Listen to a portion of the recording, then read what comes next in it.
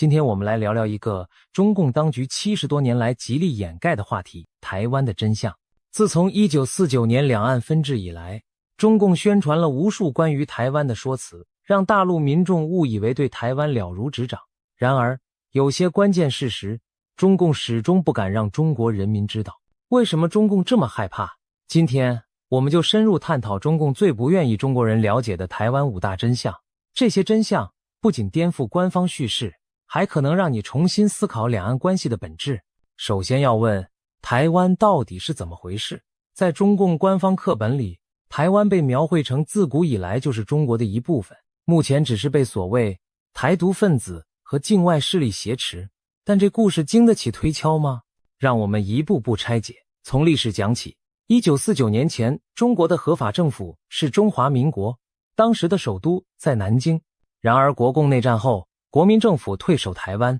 共产党在大陆建立了中华人民共和国。重点来了，中华民国并没有灭亡，它在台湾延续至今。这引出第一个中共不愿面对的真相。真相一：法统之争，中华民国国玺在台湾。在中国传统政治观念中，讲究法统，也就是政权正统传承的合法性。过去皇帝有传国玉玺，象征天命所在，谁得到玉玺就意味着获得正统。而近代中国的法统象征则是中华民国的国玺。中华民国从清朝手中继承了中国主权，建立共和政府，其后制出了中华民国之玺作为国家印信。这方国玺一直随着国民政府走南闯北，内战结束时，国玺被带到了台湾，至今仍然妥善保存在台北的总统府里，由台湾的历任中华民国总统沿用。这意味着什么？意味着从传统法统观点看，中华民国政权的正统血脉从未断绝，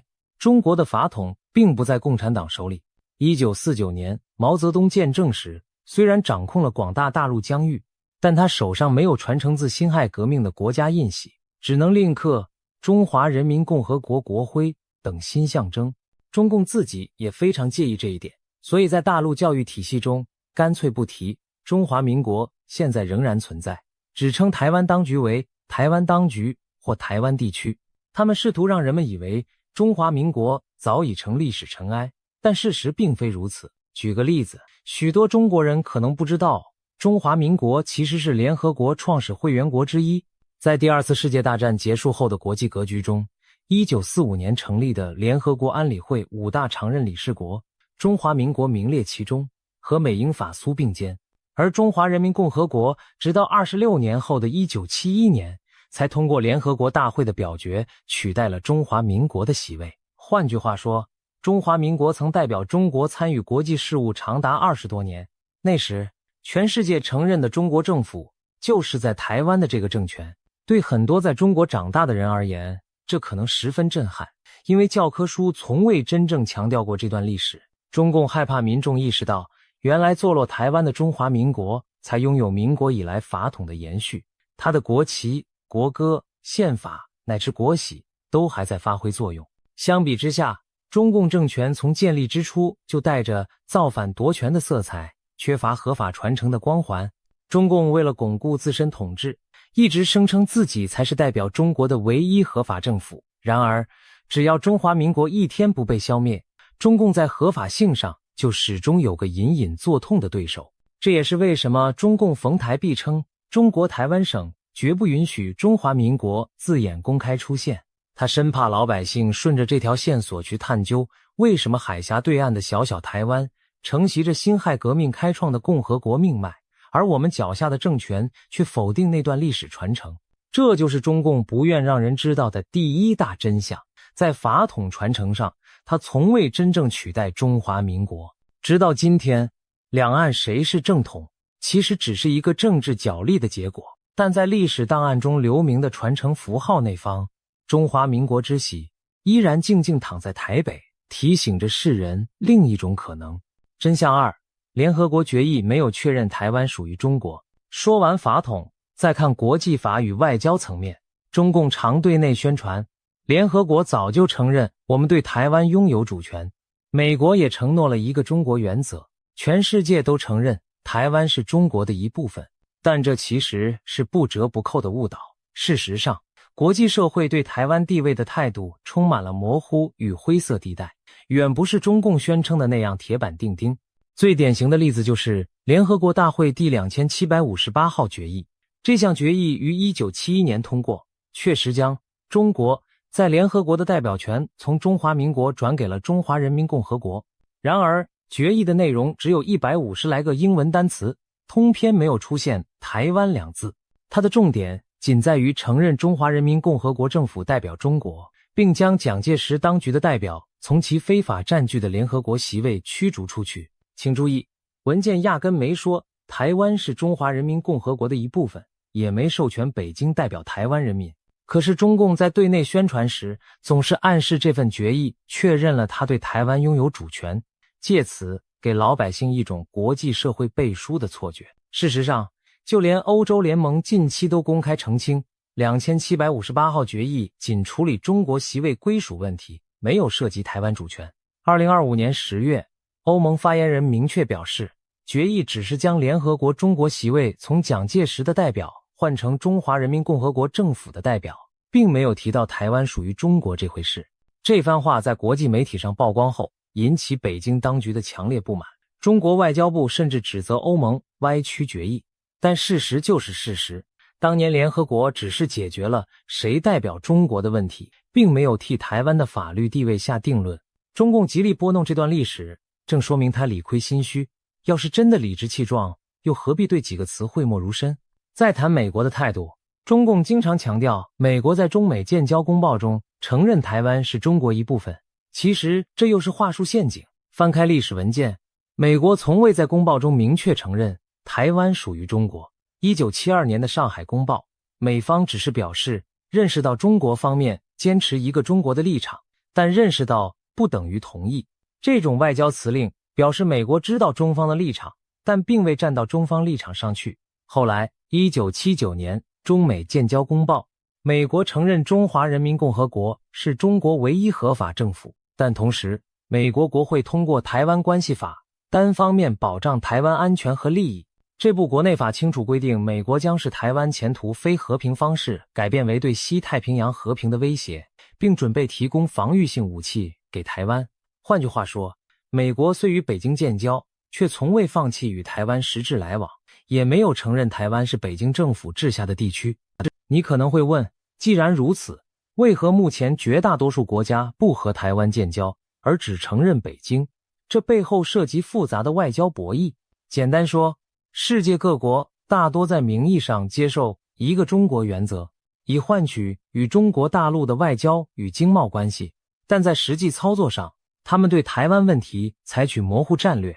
例如，美国等主要国家虽无正式邦交，却以各种方式与台湾保持紧密关系，派高官访台，签署贸易协议，甚至办官方驻有台北经济文化代表处等机构。一些国家对台湾护照免签，把台湾当作独立关税领域参与经贸组织。还有像立陶宛这样的欧洲国家，勇敢地在首都设立以台湾为名的代表处。凡此种种，都说明台湾并非真正被当作中华人民共和国的一省来对待，而更像是一个特殊的政治实体。国际社会表面遵循北京的一中框架，但实际上又在框架边缘为台湾预留了空间。更大的关键在于主权的事实掌控。中华人民共和国政府从来没有在台湾行使过一天统治权。1945年日本战败后，台湾由中华民国接管，之后国共内战导致两岸分治，到今天整整70余年，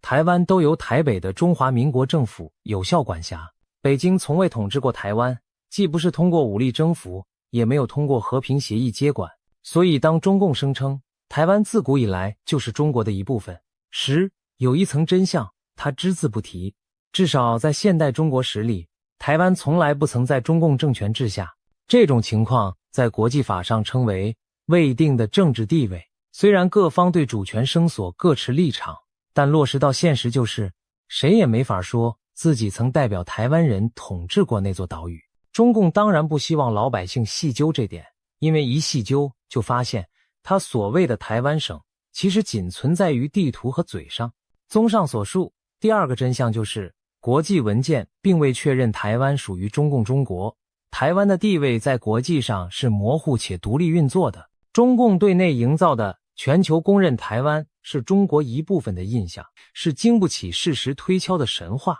中国老百姓若明白联合国决议、国际公报的真实内容，恐怕就不会轻易被祖国神圣领土不可分割这类话语牵着鼻子走了。真相三：反中及台独的扣帽战术。了解了历史与国际现状，接下来看看中共对台湾舆论的操控手法。其中一个最常见也最有效的手段，就是给台湾乃至一切不服从自己的人贴上台独分子的标签。在中共话语体系里，台独几乎等同于十恶不赦的卖国贼、分裂国家罪人。在大陆媒体上，你经常听到的论调是台湾局势动荡不安，都是因为一小撮死台独分子勾结外国势力搞破坏。但是什么才算台独？谁又真正在搞分裂？这里面的水可深了。事实上，中共给台独下的定义极其宽泛，顺我者昌，逆我者台独，这8个字活生生点出北京当局的逻辑。只要台湾方面不听北京的话，不论他们主张的是维持现状、争取更大自治权，还是仅仅反对中共专制，都会被一律扣上台独的大帽子。这种偷换概念的操作，让许多大陆民众误以为台湾大部分人都在搞独立运动，天天想分裂祖国。但真实情况远非如此。举一个台湾现实中的例子，现任台湾总统以及民主进步党经常被大陆媒体骂作顽固台独分子。然而蔡英文上任以来，从未宣布台湾独立，甚至连台湾共和国这种字眼都避免使用。他实际的立场是维持台湾目前的自由民主体制，不接受一国两制和中共统一方案。这在北京眼里已是十足的叛逆，于是硬把它说成要把台湾从中国永久割裂出去。然而蔡英文政府的官方说法一直是维持现状，所谓现状就是中华民国在台湾事实独立自主的运作，但不挑衅不冒进，这与我们印象中的独立宣言、成立新国相去甚远。再看台湾民众的主流意见，每年都有台湾机构做民调，结果显示绝大多数台湾人倾向维持现况或追求实质独立，而明确主张统一的比例常年不到1成。也就是说，多数台湾人既不想被中共统一，但也没急着正式改国号，搞法律意义上的独立，他们只是想继续过自己的日子，保持现有的民主自由生活方式。然而，这样的主流民意在中共口中也成了潜在台独势力。北京对内从不会承认台湾人民有自己选择生活方式的权利，而是强行塑造出一个敌我分明的剧本。凡是不接受由共产党领导的统一，统统都是分裂国家的罪人，必须严厉打击。这种扣帽子战术的恶果是扭曲了大陆民众对台湾的认知。许多人以为台湾社会被台独和爱国统一两派撕裂交战，甚至误信只有少数卖国贼想独立，大多数台湾老百姓还是渴望回到祖国怀抱。殊不知，台湾主流社会根本没有人认同中共那套集权体制，仅仅因为他们不愿放弃已有的自由，就被全部打成叛徒。比方说，一个台湾年轻人在网络上发表支持香港民主运动的言论，也会被小粉红围攻为约札台独。甚至连一些在中国大陆生活的台商、台湾学生，如果不在公开场合表态效忠一个中国，都可能被怀疑政治立场。久而久之，大陆社会被灌输出一种印象，好像台湾那边真有一股邪恶势力处心积虑要拆散祖国，而共产党则是维护统一的正义化身。中共为何要营造这种氛围？因伪降问题简单，二元化最符合其利益。如果大陆人民开始思考，为什么台湾人不愿意我们统一他？是我们哪里做得不好吗？是不是他们其实过得挺好，不需要解放？一旦出现这些念头，中共官方叙事就会崩塌，所以他们宁可把一切都推给所谓台独顽固分子和外国势力。你看，不是我们不好，是他们太坏，妄祖叛宗。如此一来，仇恨和怒火都对准了台湾那一小撮人，而没人去反思中共自身的责任。这种操作在政治宣传里叫树立靶子，把一群人妖魔化成十恶不赦，借此掩盖更复杂的现实。而更残酷的现实是，台湾问题从来不只是台湾自己的选择，更是中共统治模式与自由民主价值的对决。台湾人民用选票定自己前途，这本是再正常不过的权利，但在中共眼中却成了分裂国家的威胁。他们害怕让大陆人看到，原来中国人，是的，台湾人大多也是中华文化圈，完全有能力成功运行民主制度，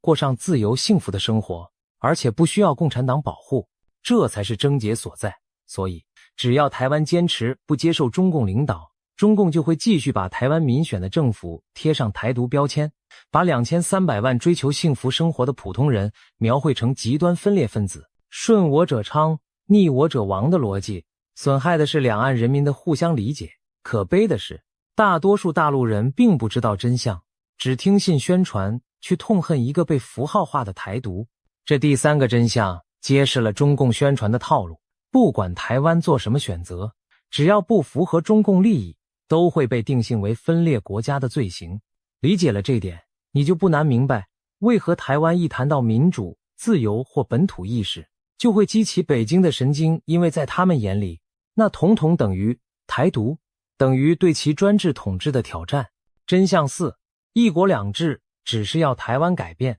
中共从不打算改变。中共对台政策有个口号，叫和平统一、一国两制。从邓小平时代起，他们就号称给台湾一个特殊的制度，让台湾保持原有的社会经济制度和高度自治，只要承认一个中国原则即可。听起来很美好，仿佛统一后台湾可以马照跑，舞照跳。但是经过多年演变，一国两制的真面目早已暴露，那就是共产党不会也不愿为统一而改变自己，相反，他要求台湾无条件接受中共的统治安排。这第四个真相，从香港的遭遇就能看出端倪。一国两制的构想最初就是为台湾提出的。邓小平在1980年代放话，让台湾当局放心，大陆什么都不要，台湾可以有军队，可以保留原有制度，我们只是名义上统一。这番话当年听得台湾人一头雾水，彼时台湾仍在戒严统治下，蒋经国怎可能接受共产党领导？于是台湾根本没理会邓小平的提议。不过后来历史开了个玩笑，香港回归成了一国两制的试验田。1997年，英国将香港主权移交中国，中共承诺让香港50年不变，保留资本主义制度与生活方式。这本是给台湾看的样板戏，瞧，我们会尊重另样的制度，你放心统一吧。可惜20多年过去，一国两制在香港的实践可谓彻底破产。香港人在97后最初几年确实生活如常，但随着北京巩固对港控制，民主承诺迟迟未兑现，引发港人不满。2014年的雨伞运动，2019年的反送中运动，充分表达了港人对自由法治的诉求。然而北京的回应是强硬镇压和政治改造，颁布香港国家安全法，逮捕大批民主派人士，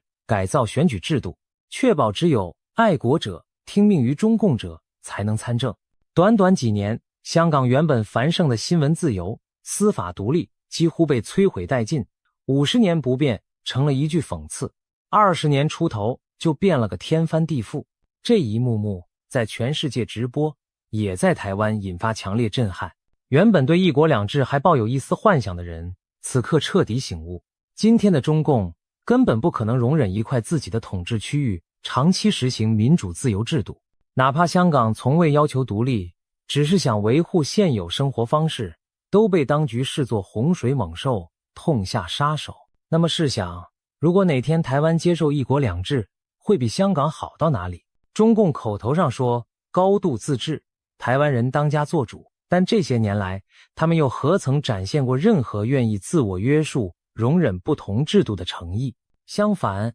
北京对台湾的语气充满了居高临下的颐指气使。所谓台湾当局只要承认一个中国，我们什么都好谈，背后其实潜台词是我们的制度一分一毫不会改，你台湾只需改变信仰，向我屈服就行。这是一种单方面要求台湾放弃自我的统一方案，对台湾人民关心的民主、自由、安全保障等核心问题，中共从未给出过任何可信的答案。更讽刺的是，中共这种不改变自己的强硬，在一定程度上反映了他内心的心虚。一个政权若真有自信魅力，本可以以更开放的姿态去感召台湾人，但中共深知自己的一党专政、言论管制那一套，台湾人压根看不上眼。如果在统一议题上稍微暗示要改革，比如允许多党制、军队国家化等等，那无疑动摇共产党的自身统治根基。所以他们宁可放弃统一诱惑，也坚决不松自己的权利。一国两制从来只是要求台湾改制，从未想过自己改制。这点中国大陆百姓很少有人意识到，因为宣传里总说台湾不接受统一是台湾顽固，却不讨论为什么中共不愿做出哪怕丝毫制度让步来换取统一的民心。这里还牵涉一个盲点，中共的对台承诺毫无可信度，香港就是前车之鉴，50年不变的白纸黑字协议尚且说翻脸就翻脸，更别提台湾这种口头支票了。因此台湾朝野不论蓝绿，其实都不敢真的接受一国两制。一些过去亲北京的政党人物表面上不反对统一，但也知道在民主制度存亡的问题上绝不能让步。所以2019年港版国安法事件后，台湾朝野共同拒绝一国两制，几乎成为政治正确。台湾连国民党都不得不声明反对一国两制。试问，如果一国两制真那么诱人，何至于搞到连曾经比较亲中的阵营都要与之切割？这正反映出其失信于民，破产于实践。中共很害怕大陆老百姓了解到香港和台湾对一国两制的真实态度，因为一旦人民认识到不是台湾倔强，而是一国两制根本靠不住，那他们对统一的狂热可能就会冷却，转而质疑中共的政策。长期以来，大陆媒体对香港的变化轻描淡写，对台湾拒绝统一的理由更从不客观报道，只说成岛内有台独顽抗、美国挑拨。但谁都避而不谈的一件事是，中共自己有没有哪怕一刻想过要让自己的制度更让台湾人接受一些？答案显然是否定的。他们宁可周年在对台工作会议上重申，绝不动摇一国两制方针，也不愿思考是不是应该检讨一下自身。最极端的例子，莫过于习近平近年在对台讲话中反复强调的，绝不为各种形式的台独留下任何空间。这强硬姿态当然是说给大陆听的，但背后也等于向台湾宣示，我们不会改，你们只能来适应我们。总的来说，第4个真相就是一国两制映照出中共拒绝改变的僵化心态，它是要台湾放弃一切，换取一个虚幻的承诺，却不许自己丢掉半点权利。这也可以解释为何统一议题久拖不决，中共开不出让台湾动心的条件，只能一味恐吓或画大饼，但威逼利诱之外却无诚意改革，统一自然遥遥无期。这一点要是中国老百姓明白了，恐怕会对为什么台湾死不答应统一这个问题豁然开朗。问题不在台湾人贪什么利益，而在于中共从未准备给台湾人一个能安心回归的制度环境。相反，他还想让自由的台湾来接受自己不自由的框架，谁愿意自投牢笼呢？道理就是这么简单。真相5，越是虚弱，越爱喊打喊杀。最后一个真相，我们把目光转向两岸喊话的调门和现实军事态势。中共对台湾动辄武吓，解放军军机军舰频频绕台，高调宣称不惜一战，坚决捍卫国家统一。许多大陆同胞在舆论场上也热血沸腾，觉得解放台湾只是时间问题。毕竟现在大陆综合国力远强于台湾，解放军规模世界前列，按理统一是势不可挡的趋势。然而我们不妨回顾历史，看一看谁曾经也爱喊打喊杀，最后却从未付诸实现。熟悉近代史的人都知道，从1949年到780年代，台湾方面也曾经每日高呼反攻大陆。那时在台湾街头，标语口号随处可见，反攻大陆，解救大陆同胞于水深火热。在蒋介石、蒋经国父子执政时期，他们一方面固守台澎、金马等岛屿，一方面不断向人民灌输总有一天要重返大陆，光复故土。然而我们现在都知道，台湾方面从未真正尝试发动对大陆的大规模进攻，那些激昂口号更多是为了凝聚民心，稳定军心。随着时间推移，国共实力对比此消彼长，台湾终于在蒋经国末期放弃了反攻的念想，转而专注于自身的民主化建设。90年代以后，再没有人认真谈论过要解放大陆。当年那些口号和企图，不是台湾人心地善良，突然不想收复失土，而是现实使然。他们深知自己没有那个能力，也没有必要让民众继续为不切实际的梦想买单。那么现在反过来，大陆方面军力强大，经济雄厚，为何迟迟不对小小台湾动手？中共从毛泽东开始，一直到习近平，每一代领导人都放话说台湾问题不能一代一代拖下去，早晚要解决。毛时代打了金门，却没能拿下，之后多年因国际和国内种种原因无法解放台湾。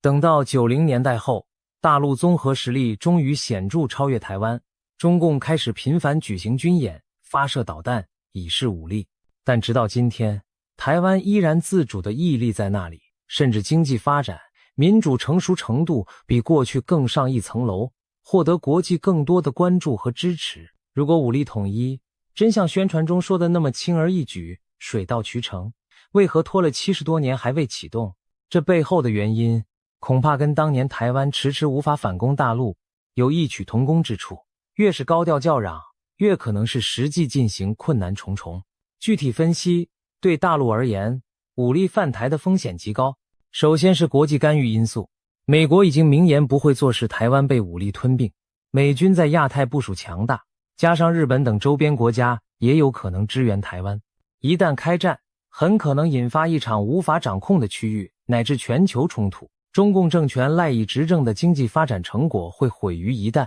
国内民生和政权稳定都将面临巨大危机。习近平敢不敢豪赌这一把？他真要下令攻台，就等于押上自己政权的身家性命。一旦战事不顺，就像俄罗斯在乌克兰陷入泥淖，那么共产党政权都有可能因此崩塌。其次，就算撇开美日介入不谈，台湾自身防卫也不是毫无准备。多年来，台湾积极采购先进武器，强化不对称作战能力，加上天险的台湾海峡，解放军要真渡海登陆，也面临登陆难度高、后勤补给易受袭击等挑战。当然，大陆军力总体强过台湾，但现代战争从来不仅比拼军舰飞弹数量，还要考验经济承受力、后勤能力、人民意志等等。中共领导层深谙此道，所以才迟迟不敢轻启战端。那中共又为什么每天还要高喊统一，一副明天就要打的姿态呢？这就涉及到政治动员和内部压力的考量了。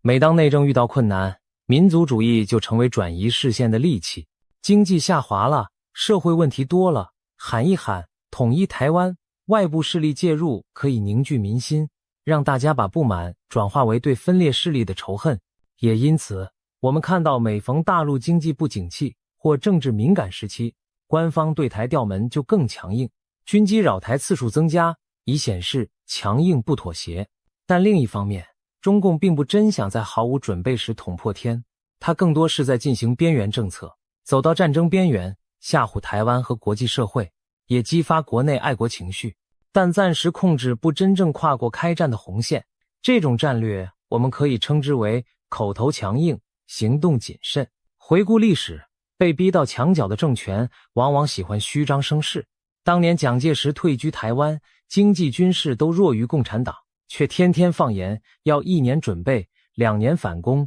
，3年扫荡，5年成功，喊了几十年，最终徒留笑柄。如今中共执政面临经济下行、人口老化、官僚腐败等内忧，对外又有美国联合盟友高科技围堵的压力，统治前景其实充满挑战。在这种情况下，台湾议题就成了一剂强心针，不断渲染外部威胁，才能让人民紧密团结在当局周围。然而要真杠上美国打一场大战，又未必有必胜把握，所以最稳妥的路径便是继续高喊统一，但暂缓真打，以拖待变，同时以庞大的宣传机器告诉国人，我们已经足够强大，只是台独和美帝太狡诈，我们要多做准备，一定会打的，你们放心等着。这样一来，民众的注意力被成功吸引到爱国热忱上，反倒忽略了国内种种矛盾。可这种僵局能长期维持吗？现在看来，中共至少在近期还是不敢轻易武力犯台，但嘴上又绝不会松劲。只是时间拖得越久，台湾实力越强，国际连结越深，要打更难。而中共对内煽动的民族主义越狂热，将来若不打，又难以下台。可以说，中共把自己架在火上烤，又骑虎难下，越是没法打，就越要装出随时会打的样子，以免国内支持统一的声浪反噬当局。这真是一种黑色幽默，表面看气势汹汹，其实内心清楚冒险不得。台湾这边也看穿了这点，所以既不主动挑衅，也不过度恐惧，继续强化自身防务，同时争取国际支持。拖着拖着，其实形势对台湾越来越有利。中共其实很怕中国老百姓思考这个问题，为什么我们迟迟不动手？是不是我们没把握赢？一旦有人这样质疑，当局的强大形象就会动摇，所以他们宁愿继续强硬讲话，把一切推给外因，绝口不谈自身能力或决策上的顾虑。因此第5个真相在于，中共对台湾的叫嚣很大程度上是心虚的反应，虚弱的一方才需要大声恫吓，真正有十足胜算者反而不需天天舞刀弄剑。这点历史早有教训，而今不过换了角色在演而已。当年喊打的台湾没能打，今天喊打的大陆或许同样骑虎难下。中共嘴上从不示弱，但行动上却一直有所顾忌，正印证了那句老话：色厉内荏，外表强硬，内心虚弱。只不过他不愿让国人看破这点虚实，否则厉害了我的国的形象就保不住了。综合以上5大真相，我们可以看出一个清晰的图景：台湾问题并非中共宣称的那种简单民族统一议题，而是深深牵动着中共政权合法性和统治安全的神经。台湾存在的每一个事实都像一面镜子，照出中共不愿正视的自己。第一面镜子映出的是历史合法性，一个100年共和国的法统在台湾延续，使中共夺权者的形象无法漂白。第二面镜子映出的是国际地位的真相，台湾并非众叛亲离的小孤岛，世界对它的定位远比中共告诉人民的复杂。第三面镜子照见了民心民意，台湾人并非生来叛逆，他们要的只是自由生活，中共却硬要把民之所向描绘成分裂阴谋。第四面镜子照出了制度较量，一国两制失败，暴露了中共不愿改变的顽固，两岸统一遥遥无期的根源其实在北京而非台北。第五面镜子则照出了虚实强弱，谁在 bluff， 谁在退缩，其实明眼人都能看穿，只是中共不许国人戳穿这层窗户纸。中共对这五面镜子是又恨又怕，恨的是台湾让他处处难堪，怕的是14亿中国人民透过镜子看清真相。从教育、媒体到网络舆论，他无不严密控制，务必将镜子蒙上一层层迷雾。然而谎言终究遮不住历史与现实，随着资讯时代的发展，越来越多大陆年轻人通过各种渠道了解台湾真实情况。他们惊讶地发现，原来台湾的选举可以热闹而有序，政府更替不需要流血，人民可以自由上街表达诉求却不会消失。原来台湾的芯片产业领先全球，生活水准在亚洲名列前茅。原来台湾人对自己的身份认同复杂而独特，既热爱中华文化，又珍惜民主价值。这一切都与中共刻画的贫穷、混乱、渴望被解放的台湾大相径庭。也许有人会问，知道这些真相对我们有什么意义？意义重大，因为当真相被看见，仇恨和偏见就失去了土壤。中共长期利用两岸隔阂，制造民族主义狂热，来转移国内视线，强化统治。可如果中国老百姓意识到自己被骗了70年，他们还会那么盲目地仇视台湾同胞吗？还会相信只有共产党才能带来光明统一吗？事实上，一旦中国民众了解台湾的5大真相，或许就会开始思考另一种可能：为什么台湾人能做到的民主法治，我们不能？为何同样是中国人，台湾那边可以选举总统，而我们不行？两岸未来的融合是否有更好的方式，而不是威逼与谎言？这些思考对中共来说才是最致命的威胁，因为它撼动的不只是对台政策，而是中共执政的合理性本身。所以我们看到中共宁可放弃人心，也要维护谎言。不过真理的力量往往在于它终究会穿透云雾。70多年前，两岸先辈因内战刀兵相向，70多年后，两岸人民其实都希望安居乐业。但遗憾的是，一面高墙竖在中间，那就是中共编织的谎言之墙。墙内的人们被灌输着仇恨和错觉，墙外的人们则逐渐失去耐心。也许终有一天，这堵墙会在真相的撞击下倒塌。当中国大陆的民众真正了解了台湾的历史与现实，看清了中共对台宣传的虚伪，他们才可能用更理性的眼光审视两岸问题。到那时，所谓台湾欺骗了我们70年的，其实正是中共自己，而台湾的存在反倒提供了一条不同的道路，一种可贵的启示。正如有人说的，统一不是目的，让人民过上幸福生活才是。如果未来中国大陆能汲取台湾经验，走向民主富强，那将是另一种意义的统一，以自由和文明价值的统一取代专制与谎言的统一。当然，这一切寄望于越来越多的人认清那5大真相，勇于挣脱长久以来的洗脑神话。真相也许会令人震惊，一时难以接受，但真相带来的清醒，终究比醉梦中的狂热更加可贵。希望看完今天的讨论，我们都能对台湾有一个更全面真实的认识。70年的误解该结束了，两岸中国人本是同根。如果未来有一天我们要谈统一，也必须建立在真诚理解和相互尊重的基础上，而不是建立在谎言和仇恨之上。这或许才是中共最害怕看到的局面，但却是两岸人民最值得期待的未来。今天的深入探讨就到这里，希望这5大真相能给你带来新的思考角度。在资讯渐趋开放的时代，谣言可以传播，但真相终将更有力量。当更多人看清现实，理解彼此，我们离真正的两岸和平也就更近了一步。谢谢大家的收看，我们下次再见。今天我们来聊聊台湾上空的谜团。这块只有36000平方公里的小岛，为什么被称作全球防空最密集的地区之一？传闻中，对岸就算出动5000架战机，也无法夺取台湾的制空权。台湾的防空能力何以被誉为世界顶级？而如果拿来和同样以防空见长的以色列相比，谁的天空盾牌更胜一筹呢？先别急着下定论，我们将深入探索台湾和以色列的防空秘密，从密不透风的飞弹网，到先进雷达、地下基地，再到真实战争的残酷教训，答案将一一浮现。试想，在未来的某天，漫天战机如乌云般朝台湾压境，声势显赫，仿佛要在数小时内夺下制空权。然而现实可能大大反转，警报拉响之际，台湾全岛上百处防空阵地同时活化，导弹如暴雨般腾空而起，一架架来犯战机还未看清岛上的山川，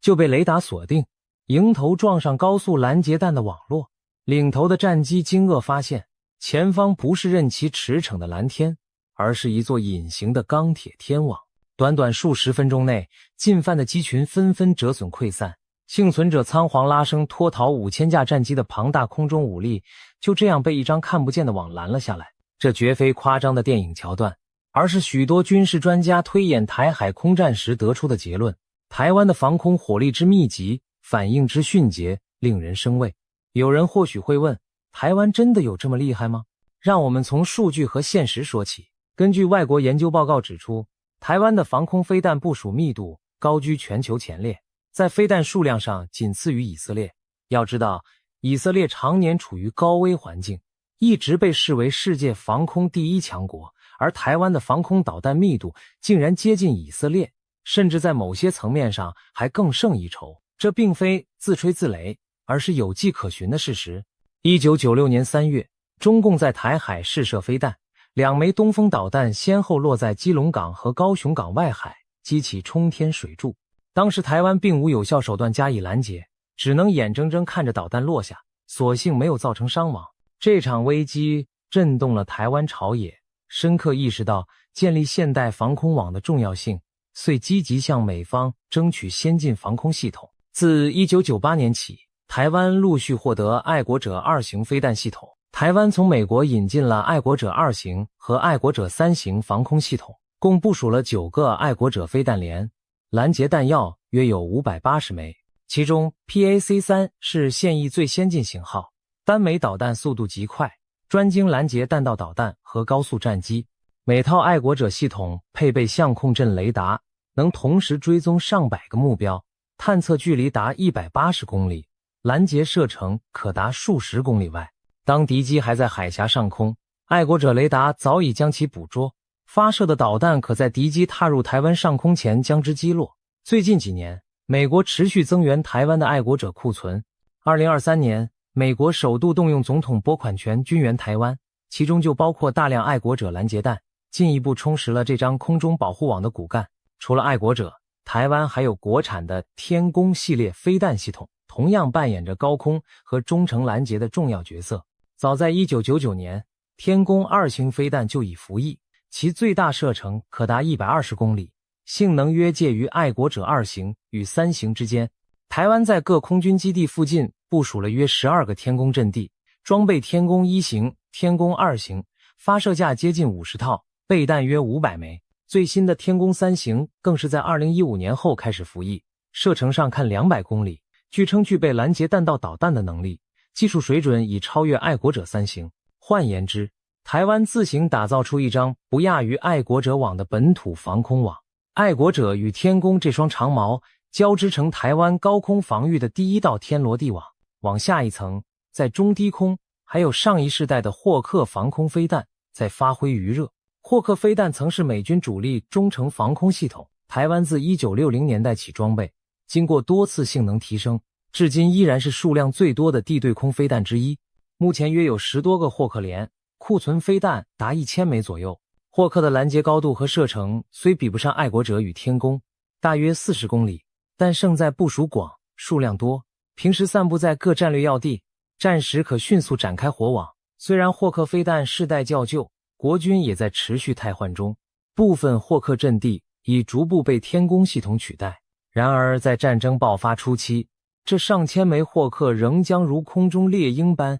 扑向敌机，填补防线上的任何空隙。再往低空看，那是轻型防空武器的天下。台湾部署了大批近程防空飞弹和高射快炮，用于防御超低空突防的直升机、无人机乃至巡航导弹。例如复仇者防空飞弹系统搭载在悍马车上，每辆配备8枚美制刺针便携式飞弹，可机动保护机场、雷达站等重要据点。目前数十辆复仇者载具和数百具肩扛式刺针散布各地，一旦有敌军武装直升机或低空飞行器贴地偷袭，复仇者和刺针飞弹将形成最后一道密不透风的火网。此外，台湾自研的捷羚防空系统，装载在装甲车上的天剑1型飞弹，配合双管35公里高炮，也部署在要害地区，专门猎杀掠海飞行的巡航导弹或无人机。粗略估计，各式肩射或车载的短程防空飞弹，台湾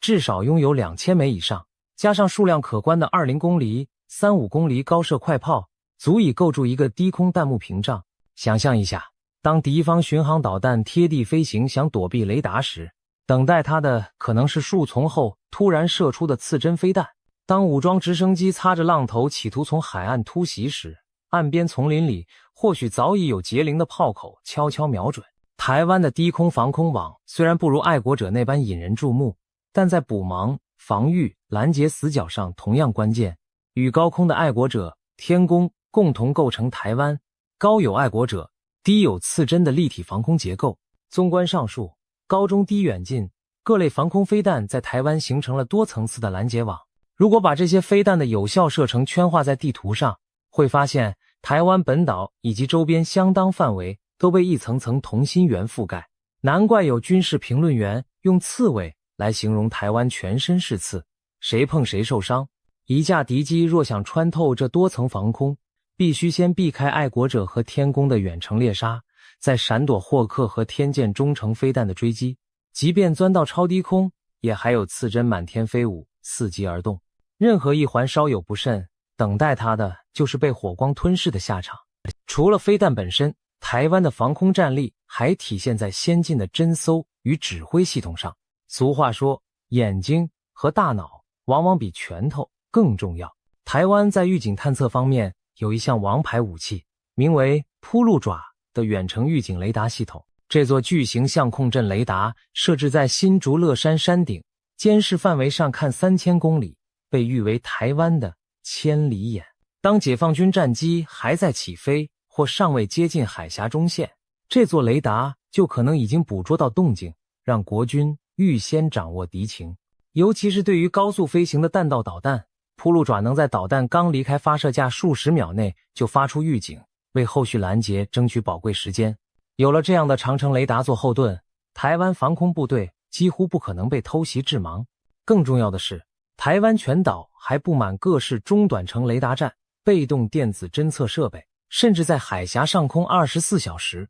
有E2开尔文空中预警机巡航。这些千里眼与顺风耳组成密织的侦测网，把任何风吹草动都盯紧。一旦有目标闯入，一连串自动化的直管系统会迅速研判威胁级别，指挥相应的防空单位开火拦截。可以说，台湾建立了亚洲首屈一指的统合防空系统，资讯流通畅通无比，从乐山雷达站到各飞弹连，各节点透过光纤和卫星保持连通，使得防空反应如闪电般快速。台湾的指挥官们坐镇深山碉堡中，就能掌握全台天空态势，下达作战指令，仿佛大脑调配四肢般，瞬时千军万弹齐发。值得一提的是，台湾空军战机与地面防空之间也有紧密的协同。平时若有不明军机接近，空军的 F-16、幻象2000、霍金国号战机常在预警机引导下优先升空拦截，尽量在远距离将敌机赶离，以免动用宝贵的地对空飞弹。但若敌方攻击波规模过大，或者我方战机因跑道受损无法起飞，那么所有拦截任务就交由地面防空网全权承担。这种双层互补的防空机制，使得台湾的制空权防御更加可靠而灵活，不致因单一环节失效而全面崩溃。因此，综合地形、设备、战术和决心，台湾构筑出一个令人生畏的天空堡垒。不妨参考最近的俄乌战争。2022年，俄罗斯入侵乌克兰，上千架战机却迟迟无法掌握乌克兰的制空权。原因就在于乌克兰残存的防空飞弹部队虽然装备的是老旧的 S-300和山毛榉等苏制系统，但仍多次击落俄军战机和巡航导弹，使俄军不敢贸然贴近。连乌克兰这样有限的防空火力都能让空中强权投鼠忌器，更何况台湾部署的防空系统在质与量上远远胜过乌克兰。有西方媒体评价称，台湾拥有奢侈级的防空配置，乌克兰平均拦截率约50%便已重挫俄军，而台湾的拦截率预计更高，因为爱国者和天宫性能先进太多。换言之，解放军若对台湾发动大规模空袭，极可能出现的状况就是成百上千枚来袭导弹在半空中被拦成团团火球，零星漏网之鱼也难以瘫痪台湾的整体防御。举个例子来说，假设解放军第一波对台发射400枚各型导弹，台湾的防空网即使仅拦截其中一半，仍有约200枚敌弹落下。由于中共导弹命中精度有限，真正砸中关键目标的弹头可能不到150枚。这固然会对台湾造成损失，但台湾境内有上百处军事据点，合计50多座可供军机运用的机场，区区100余枚弹头远不足以全面瘫痪防御。相反地，经此一轮后，共军短程导弹库存已消耗大半，台湾空防主体仍在，后续还能持续拦截。由此可见，单靠饱和导弹攻击绝非万灵丹，不但不能一击奏效，甚至可能让侵略者自身先陷入弹药穷竭的困境。然而，难道台湾的空防就真的毫无破绽吗？面对解放军空前庞大的导弹与机群，台湾防空还是得慎防几个挑战，其中最大的一点就是饱和攻击，这也是以色列近年来面对的新难题。在2023年10月的冲突中，哈马斯武装突然向以色列发射了超过5000枚火箭弹，一时间也让号称密不透风的铁穹系统出现了拦截不及的状况。因为哈马斯一次齐射的火箭数量远超以往，超出了铁穹单波次的拦截上限，导致仍有约1000枚火箭落在以色列境内，造成了伤亡和破坏。虽然铁穹随后调集增援，拦截率逐步回升，但这次教训证明，再精良的防空也怕弹海战术。对台湾而言，共军未来可能同样会用远程火箭弹对台进行饱和攻击，消耗掉台湾的爱国者防空系统或其他高价值拦截弹。试想，一枚爱国者飞弹价值数百万美元，用它去打几万元造价的简易火箭，经济上极不划算。然而战时威胁当前，再贵也得打下来。于是，一旦共军有计划地以廉价弹药不计代价齐射，台湾空防网也可能出现类似铁穹那样捉襟见肘的时刻。此外，共军也可能运用电子战和斩首突袭手段来削弱台湾防空。解放军装备有歼 16D 电子战机、各型强力干扰器与反辐射导弹，战时势必全力压制台湾雷达与通讯系统。同时，数量庞大的侦察打击无人机可能从多方向渗透，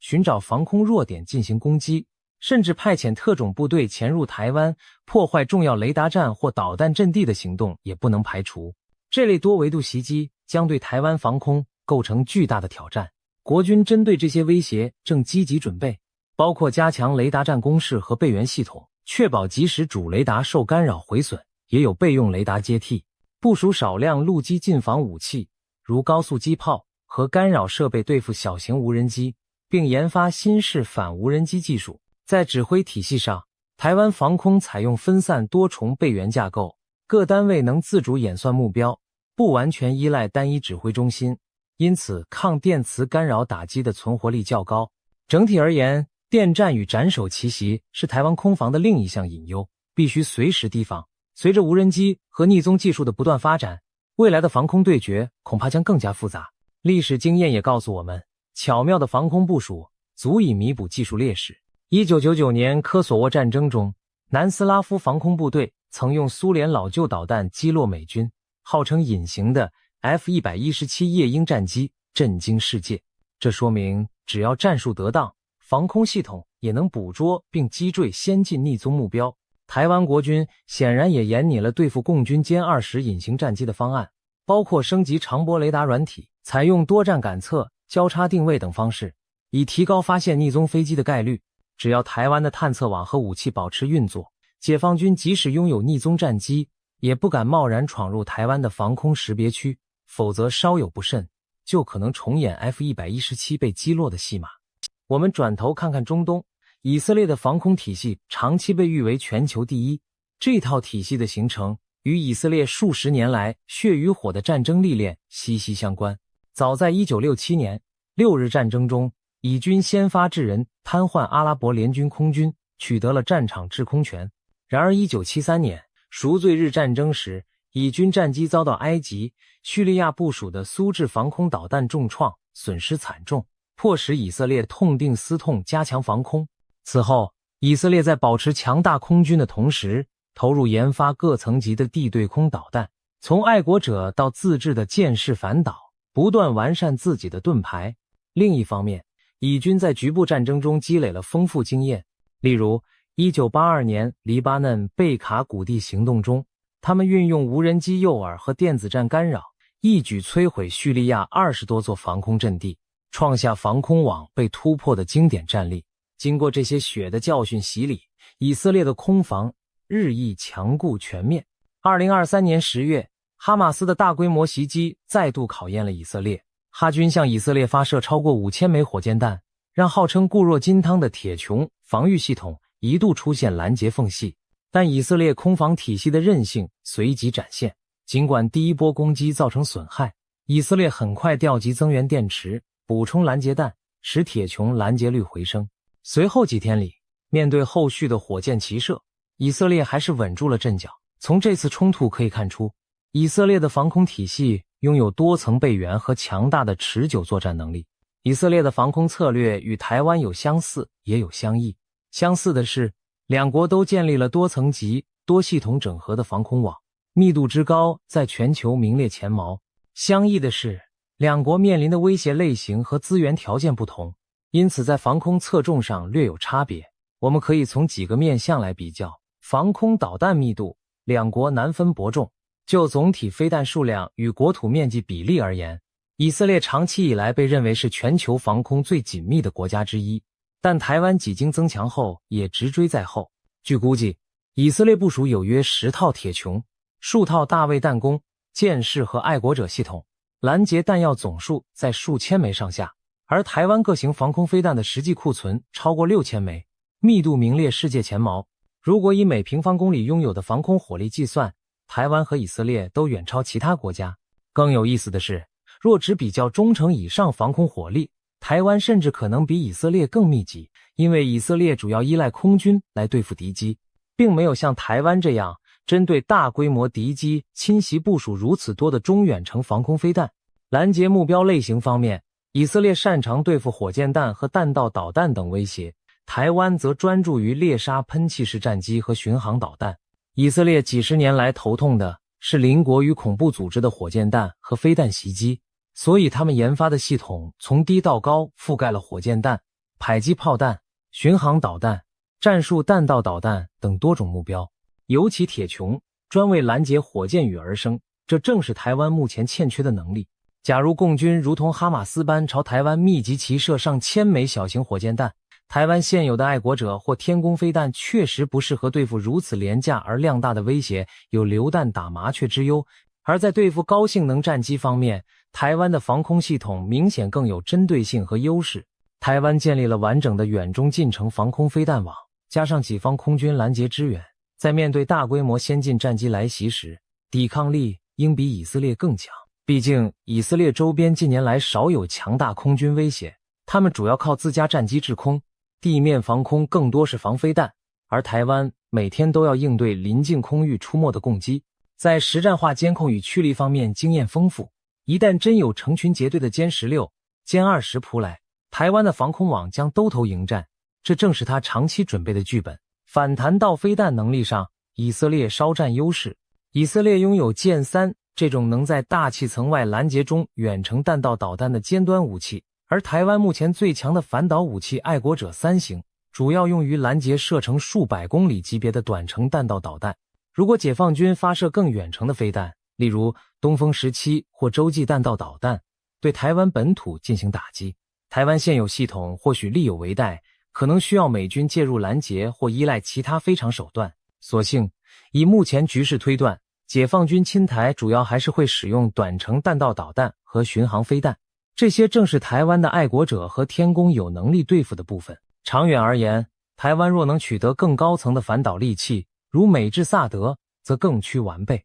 但考量政治因素，目前并无引进。在这方面，以色列的弹道防御因有箭式飞弹而技高一筹。不过台湾也不是没有弹性策略，例如对付超出拦截能力的远程导弹，台湾可以考虑针对发射源进行反制，以削减威胁。实战经验与战备韧性上，以色列经验丰富，台湾则未经实战但准备极为充分。以色列的防空部队经历了多次真枪实弹的战火洗礼，从1991年海湾战争拦截飞毛腿，到2021年加沙冲突挡下大批火箭弹，每一次实战都让他们迅速改良技术与战术。相较之下，台湾幸运地已有几十年未遭遇大规模战争，因此防空系统缺乏实战检验。但台湾军方透过高强度的演习和对他国战力的研究，不断调整备战方案。比如参考乌克兰和以色列的经验，国军以强化关键雷达站和通信中枢的防护，并多次演练战时快速修复机场跑道、道路战备起降等科目，以提升整体生存力。另外，在战备韧性方面，两国都展现出高度的全民动员和后备支援能力。以色列平民具备良好的空袭防护知识，基础设施的备援体系完备，受损后能迅速恢复。台湾近年也开始推广全民防卫手册和演习，强化民防组织，一旦遭遇攻击，能尽快组织救援和维持运作。可以说，虽然台湾缺乏实战经验，但防空准备上的缜密程度丝毫不亚于以色列，甚至有过之而无不及。最后要问，台湾和以色列谁的防空更强？其实两者各有千秋，难分轩轾。我们可以这么说，以色列的防空系统经过实战淬炼，对频繁的飞弹火箭威胁应对自如。台湾的防空体系则以密度和规模见长，对抗大规模空袭军团毫不畏惧。两国所处环境不同，一个是中东的小巨人，需要面对四面八方源源不断的冷箭；一个是西太平洋的刺猬，必须盯紧正面来袭的猛虎。倘若真的把两国的防空系统摆在同一战场，想必都能让任何空袭企图者头痛不已。在低空火箭弹防御上，以色列拥有全球最强的盾，而在整体制空权防御上，台湾打造了当今最硬的墙。这两面盾墙分别守护着西亚与东亚的民主小天地，已经成为令强敌不敢轻淡的硬骨头。值得注意的是，在现实中，台湾和以色列都不是孤军奋战，以色列背后有美国常年的军援和情报协助，战时美军更可能提供关键弹药与战略支援。台湾同样拥有伙伴支持，美国的卫星与预警机可在第一时间提供导弹发射警报，日本在琉球的远程雷达也能补充台湾的侦搜视野。若台海发生冲突，美日等盟友虽未必直接派兵，但极可能在情报、后勤上对台湾伸出援手，增强台湾空防的持久力和纵深。当然，最终撑起这片天空的仍是台湾自己钢铁般的防御意志与能力，但盟友的助力无疑会让胜算大大提高。事实上，台湾近年已着手提升自身弹药产能，每年可生产的各式飞弹数量已从过去数百枚提高到如今上千枚，并规划多条生产线赶工。国防专家建议，应将这些关键产线和弹药库分散并深藏地下，使其在敌袭中也能生存，确保前线拥有源源不绝的补给，备足弹药且补给不断，台湾的天空之盾才能在长期消耗战中保持牢不可破。强固的防空体系除了保卫人民安全，更具有强大的吓阻效果。当对手知道无法轻易夺取制空权，付出的代价将极其高昂时，往往会对发动战争有所顾忌，甚至选择打消念头。对台湾而言，每增强一分防空实力，就增添一分和平保障。强大的防空网就是一支无形的护国神盾，使潜在侵略者不敢轻举妄动。故事讲到这里，我们回到开头的疑问，为什么说就算5000架战机也夺取不了台湾的制空权？因为台湾已经把自己武装成一只全身是刺的豪猪，一座难以攻克的空防堡垒。强大的防空系统并非保证万无一失，但至少可以确保侵略者要付出前所未见的惨痛代价。当敌机成群结队而来，迎接他们的将是铺天盖地的飞弹火力与不屈不挠的抵抗意志。如今已经迈入2025年，台湾比以往任何时候都更有资格说一句，这片天空绝不是任何人想来就来，想走就走的。换言之，这两片天空都不是随便就能被征服的。对任何蠢动侵略念头的人而言，台湾和以色列的天空正是梦魇的开端。一旦他们飞入这片禁区，最终体悟到的将只有一句话：这里是全球最难攻陷的天空之一。大陆与台湾之间的关系一直是国际政治中最敏感的焦点之一。从上世纪中叶两岸分治开始到现在，已经过去70多年了。台海局势虽然风云变幻，但至今仍未出现真正的大规模军事冲突。这期间，中国大陆的军事力量日益增强，官方对统一台湾的决心从未动摇。按理说，在实力对比日趋悬殊的情况下，大陆似乎早就有能力以武力解决台湾问题。然而现实是，北京始终按兵不动，没有采取全面的武力犯台行动。这不禁让人疑惑，难道北京真的畏惧美国的干预，还是对跨海两栖登陆作战的风险有所顾忌？又或者，这其实是中国正在采取以拖待变的长期策略，在等待一个更有利的时机？要解开这个谜团，我们需要从历史背景、国际关系、军事评估以及中国内部因素等多重角度来深入剖析中国为何迟迟不对台动武的复杂真相。我们将回顾几个关键的历史片段，从朝鲜战争期间美军第7舰队进入台湾海峡，冷战时期的美蒋共同防御条约、金门炮战，到中美关系正常化后的台海飞弹危机，以及最近几年美国高层官员访台引发的紧张局势。每一段历史都折射出北京在对台策略上的精心盘算和谨慎克制。更令人惊讶的是，一位美国知名的中国问题专家黎安友曾用短短一句话道出了中国在台海问题上迟迟不动武的关键原因。这句话背后隐含着哪些深层逻辑？台海两岸未来的命运又将走向何方？接下来，让我们抽丝剥茧，一同来探寻这场跨越半个多世纪的战略博弈背后的真相。首先，我们将目光投向历史，回顾两岸分裂之初。1949年，中国内战进入尾声，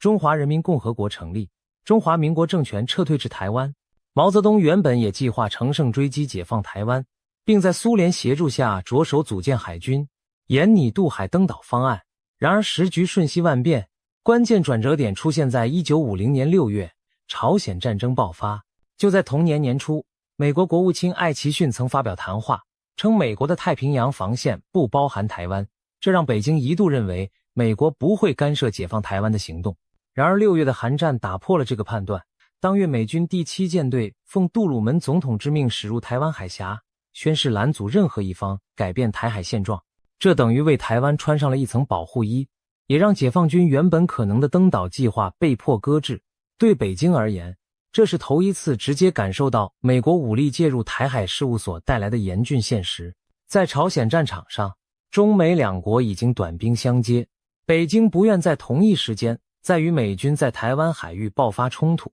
就这样，台湾暂时逃过了50年代初期可能面临的武力统一命运。彼时，中国刚经历常年战争，百废待兴，也需要时间休养生息，集中精力应对国内建设。因此，在韩战的阴影下，武力解放台湾的议题被暂时搁在一旁。不过，北京并未放弃以武力解决台湾问题的意图，而是在寻找更好的时机。韩战停火后，随着50年代中期中国国力和军力逐渐恢复，大陆开始以其他方式对台施压。1958年爆发的金门炮战，又称823炮击，就是一个典型例子。当年8月，大陆解放军突然对台湾控制的金门岛发起猛烈炮击，试图震慑台湾当局，同时也试探美国的反应。毛泽东此举除了军事目的，也希望借炮声鼓舞大陆民心，向国内宣示其解放台湾的决心。炮战持续了几个月，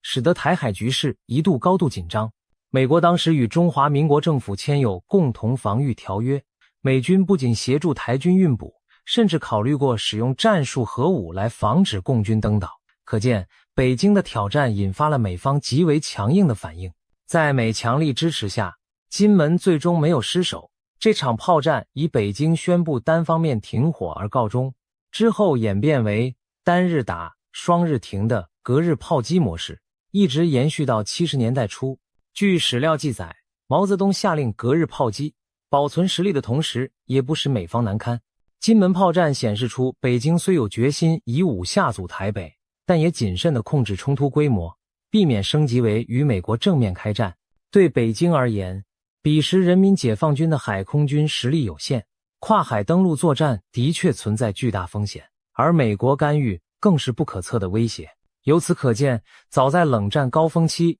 北京就已经意识到武力攻台必须考虑美国因素，不能贸然行动。进入60至70年代，台海进入一段相对稳定的僵持期。这期间，国际格局发生了重要变化。1971年，中华人民共和国取得联合国中国席位，取代了中华民国在联合国的代表权。随后，1972年尼克松总统访华，中美关系出现突破，双方发表上海公报。在该公报中，美国首次以书面形式对一个中国原则表示尊重，为美国日后逐渐降低对台支持做了铺垫。对北京而言，改善与美国的关系有助于抗衡苏联威胁，同时也意味着有机会削弱美国对台支持。最终，1979年美国与中华人民共和国正式建交，转而承认北京政府为中国唯一合法政府，与台北当局断交。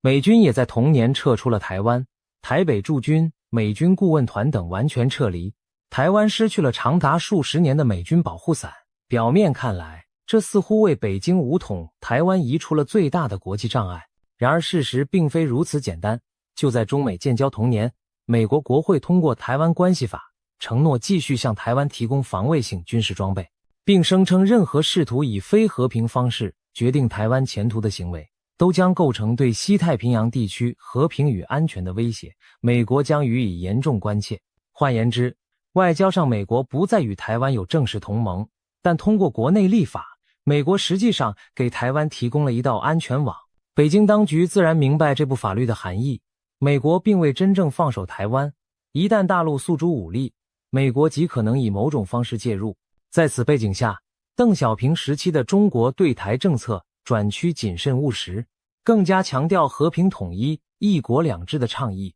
邓小平在改革开放初期多次表示，两岸统一问题可以留待后人解决，甚至说过，我们等上100年也没问题。这样的话，一直只要最终能实现统一，短期内暂不急于动武。1981年底，时任人大委员长叶剑英提出了对台湾和平统一的9条方针，勾勒出一国两制的蓝图。统一后，台湾可以保留军队，保持社会制度不变，享有高度自治等。对北京而言，这些让步是争取台湾和平回归的诚意表现。同时，这一时期大陆将主要精力投入经济建设，优先发展生产力，以期提升综合国力。北京深知，只有国力增强，未来才有实力解决台湾问题。与此同时，北京也试图以和平姿态感召台湾民心，例如1987年开放老兵赴大陆探亲等措施，都是希望伪将来统一累积良好条件。可以说，在整个80年代，北京采取的是暂不急统，以养精蓄锐的策略。然而，和平统一的前景并未随着中国大陆的崛起自动到来。进入90年代，台湾的政治环境和民意出现新的变化。1990年代初，李登辉成为台湾领导人后，两岸关系经历了短暂的融冰。1992年，海峡两岸达成了著名的9·2共识，也就是双方都坚持一个中国原则，但对其含义各有表述的共识。在此基础上，1993年两岸两会负责人汪道涵和辜振甫在新加坡举行了历史性的会谈，史称汪辜会谈，开启了两岸官方交流的序幕。然而，随着李登辉后期政治立场日趋本土化，两岸互信迅速流失。1995年，李登辉以中华民国总统身份访问美国康奈尔大学，引发北京强烈不满。为了警告台北当局不要朝台湾独立方向迈进，北京在1995年至1996年间于台湾周边海域进行了系列飞弹试射与军事演习，史称台海飞弹危机。期间，解放军的东风导弹曾飞越台湾上空，意图震慑岛内民心。面对飞弹威胁，台湾社会最初出现短暂的恐慌，但很快恢复镇定。北京的武下并未动摇台湾民众对本土政府的支持，反而激起更强的反独意志。与此同时，北京的军事动作招致了美国更直接的干预。时任美国总统克林顿下令2个航母战斗群驶向台湾附近海域，以实际行动表明美国保卫台湾的决心。面对美军的示威，北京选择适可而止，于1996年台湾总统选举前夕结束了演习。这次危机充分显示，即便90年代中期解放军军力已有显著提升，但与美军相比仍有相当差距。北京无意在当时与华盛顿正面冲突，最终台湾在美国保护伞下举行了首次总统直选，台海危机暂时平息。对北京来说，这次事件既是一次试探，也是一堂课，既要防止台湾朝着法理独立方向走得太远，又要避免擦枪走火，引发不可收拾的大战。因此，90年代后期，大陆对台策略转向斗而不破，也就是透过外交孤立和适度军事施压来遏制台独，同时避免真正开战。千禧年之后，两岸关系继续曲折起伏。21世纪初，台湾经历了第一次政党轮替。2000年，主张本土意识的民进党候选人陈水扁当选总统。陈水扁政府时期，台湾岛内去中国化趋势明显，他甚至提出一边一国等论调，极力淡化两岸联系。大陆对此极为警惕。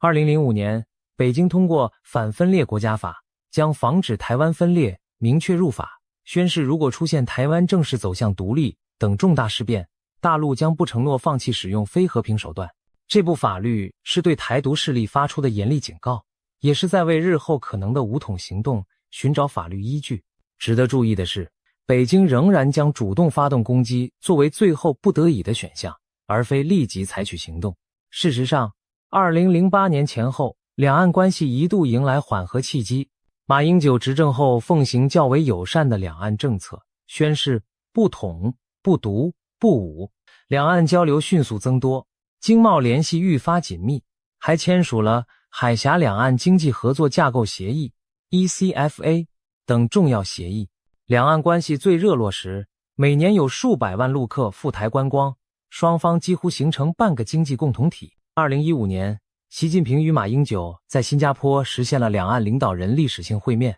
开创了两岸高层直接对话的先例。然而这种和缓并未持续太久。2014年爆发的太阳花学运暴露出台湾年轻世代对与大陆过度靠拢的警惕。2016年，民进党蔡英文上台，他拒绝承认9·2共识，导致两岸官方互动急冻。随着蔡英文2020年高票连任，以及台湾本土认同感不断提升，北京对台政策再度趋于强硬。最近几年，尤其在中美战略竞争加剧的大背景下，台海局势又陷入多事之秋。2020年以来，解放军军机频繁巡航，台湾周边空域几乎已成为常态化的绕台军事压力。据统计，解放军军机扰台架次从2016年时每年不到10次，激增到2021年后每年超过上千架次。台湾防空部队疲于应对，北京此举旨在对台湾当局和支持台湾的外部势力，主要是美国发出警告。同时，华府方面也展现出更积极的挺台姿态。美国高层官员多次访台，国会通过了台北法案、台湾旅行法等提升美台关系的法案，对台军售案更是频繁出炉，提供包括战斗机、飞弹在内的先进武器。甚至有报道称，美军特种部队已秘密进驻台湾，协助训练台湾军队。双方互动使得台海情势更加剑拔弩张。2022年，美国联邦众议院议长南希·佩洛西不顾中方警告，执意访问台湾，这是25年来访台层级最高的美国政要。上一次由美国众议长访台还是1997年。佩洛西之行被北京视为对中国主权和国家尊严的严重挑衅。作为回应，解放军随即在台湾周边海空域展开了空前规模的军事演习，实弹射击的飞弹甚至飞越台岛上空，多个演习区块几乎将台湾本岛包围，这被视为解放军对台实施半封锁的预演。一时间，台海紧张程度飙升至数十年罕见的高度。国际媒体形容，台湾宛如进入了一场实弹版的古巴飞弹危机。尽管如此，在如此激烈的军事施压下，北京仍然把握了分寸，演习限期进行，并未真正登岛，也没有与临近海域的美军发生直接冲突。换言之，中方展现了强硬态度，但仍避免将事件推向失控的战争边缘。从这次危机可以看出，北京对于武力攻台依然保持极高的谨慎，在向内外各界宣示不惜一战决心的同时，又巧妙地避免了战端的实际开启。演习结束后，解放军并未撤回对台高压姿态，仍持续在台海附近巡航，显示北京对台警戒将成为新常态。纵观70多年的历史脉络，可以发现一条清晰主线：北京在处理台湾问题时，始终在强硬表态与谨慎克制之间寻找平衡。一方面，大陆从未放弃武统选项，每当台湾出现明显的朝独倾向时，北京都会通过外交手段或军事演习予以严正警告，力图不战而屈人之兵。另一方面，北京又总是设法将事态控制在可控范围内，尽量避免与美国等大国直接爆发军事冲突。官方口号是和平统一、一国两制，但底线是绝不放弃使用武力。这种能不战则不战，但绝不放弃战的战略忍耐与威慑并举方针一直贯穿至今，体现的正是斗而不破的艺术。那么，北京为何采取如此克制而耐心的策略？究其原因，有多重考量与顾虑交织其中。首先，无可回避的是美国因素。自韩战以来，美国就是台湾最重要的外部靠山，无论军售、情报还是外交支持，美国都给予台湾巨大的支撑。虽然美台之间没有正式同盟，但长期以来实质军事合作从未中断。北京官方常强调台湾问题是中国内政，不容外部干涉，但现实是美国的介入使台海问题国际化。北京清楚，一旦对台动武，几乎不可能不与美国发生对抗。尤其是近年来，美国总统拜登多次公开表示美军将保卫台湾，尽管白宫事后淡化称政策未变，但此类表态已令北京更加不敢掉以轻心。如今解放军军力虽大幅提升，但与经验丰富、环球部署的美军相比仍有差距。美军拥有多支航母编队、全球基地和实战经验，而解放军自1979年后就未再经历大规模战争，更何况美国还有日本、澳洲等盟友相助。地缘上，日本与台湾更是唇齿相依。日本在冲绳和琉球群岛驻有大量美军，一旦台海开战，日本极可能为美军提供基地支援，甚至直接参战。澳洲也透过与美英组成的 AUKUS 联盟等方式明确站队。一场台海战事很可能演变为区域性乃至全球性的冲突，这是崛起中的中国最不愿面对的最坏情境。此外，中美都是核武国，一旦直接交火，核战风险将随之而来。北京决策者对此当然心知肚明，必然慎之又慎，利弊陷入与美国正面军事冲突的陷阱。其次，从军事角度考量，武力犯台本身就是极其复杂且风险高昂的行动。两岸相隔约130公里的台湾海峡是天然屏障，即便对现代化军队而言也是重大挑战。两栖登陆被视为现代战争中难度最高的作战样式之一，需要夺取制空权、制海权，并投入大量兵力协同作战。历史上的诺曼底登陆，即便盟军拥有绝对制空制海优势，仍付出惨重伤亡，可见登陆作战的残酷。一旦解放军登陆受挫，伤亡惨重，战局将急转直下，而再组织第二波攻势更会困难重重。近年解放军虽新造多艘两栖攻击舰和大型登陆舰，加强了海军与空降兵力量，但要跨越海峡进行大规模登陆仍然充满未知变数。台湾方面也并非手无寸铁，尽管总体军力远逊于大陆，但多年来在美国协助下部署了大量反登陆武器，包括先进的反舰飞弹、高机动岸防火箭以及缜密的海岸防御工事等。台湾军方近年更推行不对称作战战略，加强各种可重创登陆部队的武器，如布雷艇、无人机和巡弋飞弹等。如果解放军企图闪电突袭登陆，台军可能一时守不住滩头阵地，但若台湾及早预警，做好防御，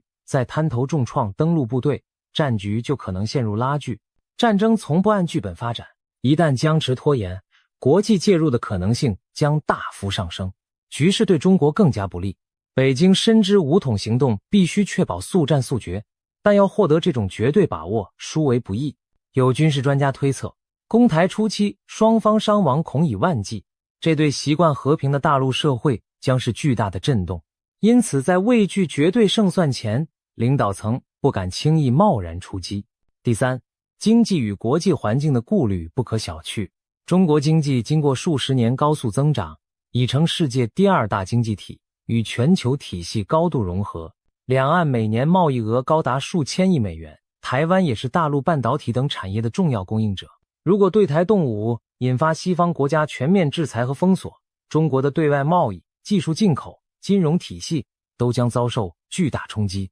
俄乌战争提供了一面镜子，俄罗斯出兵乌克兰后，美欧联合祭出严厉经济制裁，将俄罗斯踢出 SWIFT 系统，冻结外汇资产，众多跨国企业亦撤出俄国市场，令俄国经济元气大伤。中国经济体量虽远大于俄罗斯，自身产业链也更完整，但也更加依赖国际市场和技术交流。一旦因武统台湾而成为西方围堵打击的对象，中国多年发展成果可能毁于一旦。尤其中国对石油等战略资源的进口严重依赖海上航道，近80%原油需经马六甲海峡运抵中国。一旦战时美国封锁马六甲，中国能源命脉将被扼住，工业和交通将陷入瘫痪。而即便不谈制裁和能源，中国武力犯台也几乎注定引发全球供应链断裂。台湾掌握着全球电子产业的关键环节，以半导体为例，台积电生产了全球过半先进晶片。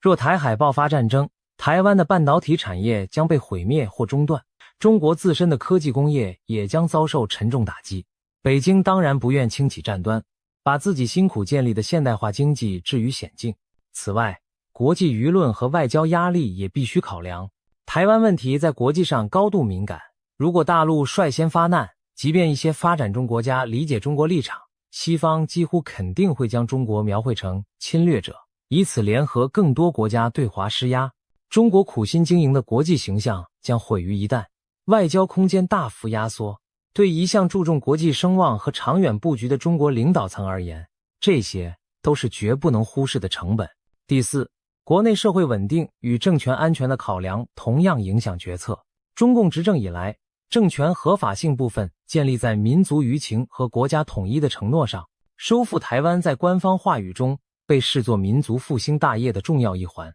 然而执政者也清楚，若贸然开战而战事不顺，国内可能出现难以预料的动荡。中共长期宣传统一志在必得，激发了强烈的民族情绪，但这也是双刃剑，一旦开战失利，民意反噬的风险极高。如果攻台行动惨胜乃至失败，解放军遭受重大损失，伤亡消息传播开来，长期处于和平环境的大陆民众能否承受如此巨大代价？届时民众对政府的不满可能激增，哪怕平时最支持武统的民族主义者，看到期望中的胜利没有到来，转而责怪政府的可能性也不能排除，甚至连中共的执政地位都可能因一次错误的战争决策而受到动摇。历史上，阿根廷军政府因马岛战争失利垮台的前车之鉴，北京是不会忘记的。对极度重视政权稳定的北京当局而言，这种风险绝对不可接受。因此，在没有十足把握之前，领导层宁可忍耐暂时统一未完成的局面，也不会轻易铤而走险。与其冒险开战，不如以目前局部施压的手段遏制台独，维持现状，显然来得更稳妥。实际上，2022年佩洛西访台时，大陆舆论场一度充斥开战的激烈呼声，但北京最终只进行了有限度的军演回应，并迅速封锁了网络上的极端言论。这说明北京在战争决策上对内部民意的拿捏极为谨慎，不会让民间情绪左右自己的步调。此外，台湾社会的变迁也影响北京决策的判断。随着岁月推移，台湾民众的身份认同发生了巨大转变，尤其在解严民主化后成长的一代台湾人中，自认台湾人而非中国人者比例大幅提高。当前调查显示，年轻世代中认同中国者已不足1成。北京深知时间并非完全站在自己一边，拖得越久，台湾年轻世代对统一的抗拒可能越来越强。香港在2019年的巨变更使台湾民心迅速远离大陆，北京对此也是看在眼里。如今台湾朝野对一国两制几乎全盘否定，未来即便通过武力统一台湾，如何治理这块民心不向的土地将是极棘手难题。岛内可能出现长期的不合作运动与抵抗，大陆不仅需投入庞大维稳力量镇压，还将面对国际社会强大的道德谴责。一些大陆学者甚至担心，再过20年，恐怕连认同一个中国的台湾长辈都寥寥无几了。换言之，和平统一的民意基础随时间流逝正日益弱化，这无疑在倒逼北京思考是否需要在某个节点前采取行动，以免错失统一良机。大陆希望等待外部环境转好，例如美国实力相对下滑，国际格局朝有利于中方方向发展，但同时也不得不面对台湾内部民意每况愈下的趋势。这种两难局面决定了北京在何时以及如何解决台湾问题上必须进行精细的权衡。综合以上种种因素，不难理解中国大陆为何迟迟未对台湾动武，这并非单纯的不敢，而是一种深思熟虑后的战略忍耐。正如美国哥伦比亚大学教授、知名中国问题专家黎安友所指出，在台湾问题上，中国政府具有难以置信的耐心、韧性以及决心。这一语道破，揭示出北京奉行的是一种长远博弈的策略。2022年，黎安友在美国外交事务杂志上撰文表示，北京在台湾问题上依然在下长远的一盘棋。他强调，与其冒着高昂代价武力夺取台湾，或赌上一切却可能因战败而永远失去台湾，不如耐心等待台湾最终自行向统一低头。他还引用中国古代兵法不战而屈人之兵的理念来形容北京的方针，也就是通过不断展示实力和毅力，在不开战的情况下令对手最终屈服。黎安友的言论在西方舆论中引起极大震撼，因为他与许多预测中国将很快动武的论调截然相反，一时间令不少好战言论哑口无言。从近期国际局势看，北京坚持战略忍耐的理由更加充分。2022年爆发的俄乌战争就是一个例证。俄罗斯原以为可以闪电击溃乌克兰，却陷入持久苦战。西方制裁和军援让俄国付出沉重代价。这场冲突对北京决策者产生了明显警示，即便军事强国，在现代战争中也可能遭遇意料之外的困境。北京高层深知，自己若轻启战端，国际反应只会比莫斯科遭遇的更猛烈，因为中国与西方经贸联系更深。俄乌战争后，美国及其盟友更高调推行印太战略，加强在亚太的同盟布局，甚至讨论组建亚洲小北约，明显是针对中国可能的对台行动在提前准备。美日等国频繁在西太平洋举行联合军演，模拟区域冲突场景，也是在为台海战事预演。黎安有分析指出，中国领导层不想重蹈莫斯科覆辙，不愿贸然掉入华盛顿预设的陷阱。相反，北京打算像下围棋那样经营台海问题，而不是像下西洋棋那样追求一步到位的速胜。围棋讲究全局耐心经营，渐进包围，这正符合中国的长远战略思维。北京相信时间站在自己这边，可以等1载、5载、10载，逐步在实力上压倒对手，而美国未必拖得起，因其自身内政撕裂、债务沉重等问题日益凸显。当然，也有观点认为北京不可能无限期的等下去，毕竟台湾民心在变，美国的围堵也在强化，但至少在当下，以时间换取空间仍是北京的基本盘算。部分军事专家甚至推断，中国不会让统一大业拖过2030年。不过这种说法并无官方依据。正因如此，我们看到中国大陆当前在台海问题上采取的是渐进升压但谨慎克制的路线。一方面，持续强化军事准备，研发航母、高超音速导弹等新式武器，加紧登陆作战演练；在外交上则孤立台湾，削减其所谓邦交国数量。目前台湾仅剩13个邦交国，务求在气势上压倒台湾，使其士气日渐低落。北京还运用经济诱因与压力并举，一方面吸引台湾企业和人才赴陆发展，另一方面限制台湾商品输入，试图削弱台湾的经济活力和民心信心。同时，大陆通过统战宣传对台湾舆论渗透施压，宣扬统一不可避免的讯息，以动摇台湾的抗拒意志。另一方面，北京又刻意将行动控制在不开第一枪的范围内，在给予台湾当局和国际社会强大压力的同时，避免激化出立即爆发的冲突。这种做法正是战略忍耐在现实中的体现，耐心的等待最终能够不战而胜的机会。如果形势始终无法如愿，也至少要等到自身实力和国际态势更为有利之时才动手。当然，若未来台湾或国际局势出现突破北京红线的巨变，北京的克制也可能立刻让位于雷霆一击。展望未来，台海局势依然充满不确定性，北京的耐心并非没有极限。习近平曾表示，台湾问题不能一代一代拖下去，透露出不愿将统一大任无限期往后推的决心。一旦台湾朝着法理独立迈出实质一步，或美国在台湾问题上越过北京设下的红线，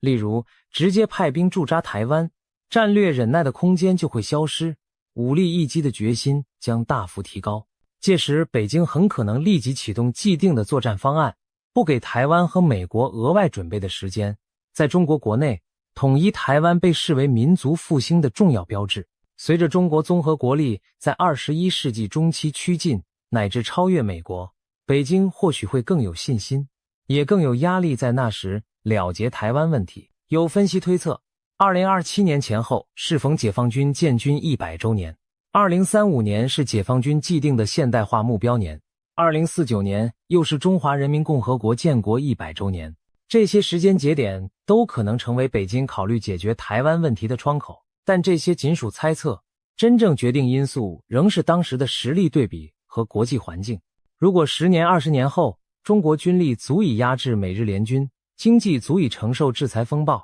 而台湾岛内依然拒绝统一，也许北京就不再犹豫，武力选项恐将成为现实。然而在那之前，除非出现重大突发变局，这场没有硝烟的对峙预计还将持续下去。我们也需警惕，在高强度对峙中发生误判或意外摩擦的风险正上升，各方必须保持沟通，以避免擦枪走火。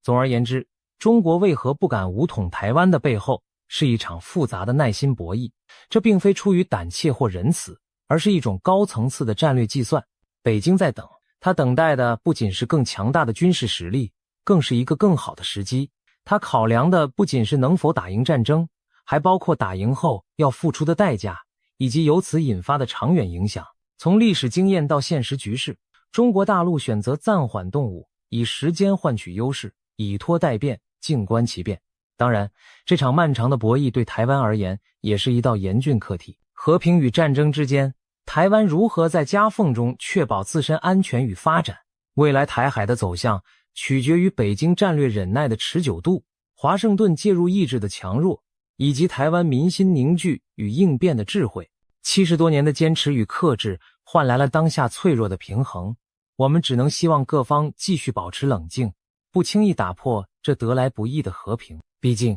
一旦算计失误，战端开启，将是整个区域乃至全世界都难以承受的灾难。历史的脚步虽然不停向前，但我们祈愿它不必以战火和生命为代价，唯有让理性与克制战胜冲动与对抗，台海方有望在不战中迎来和平统一与长久安宁的那一天。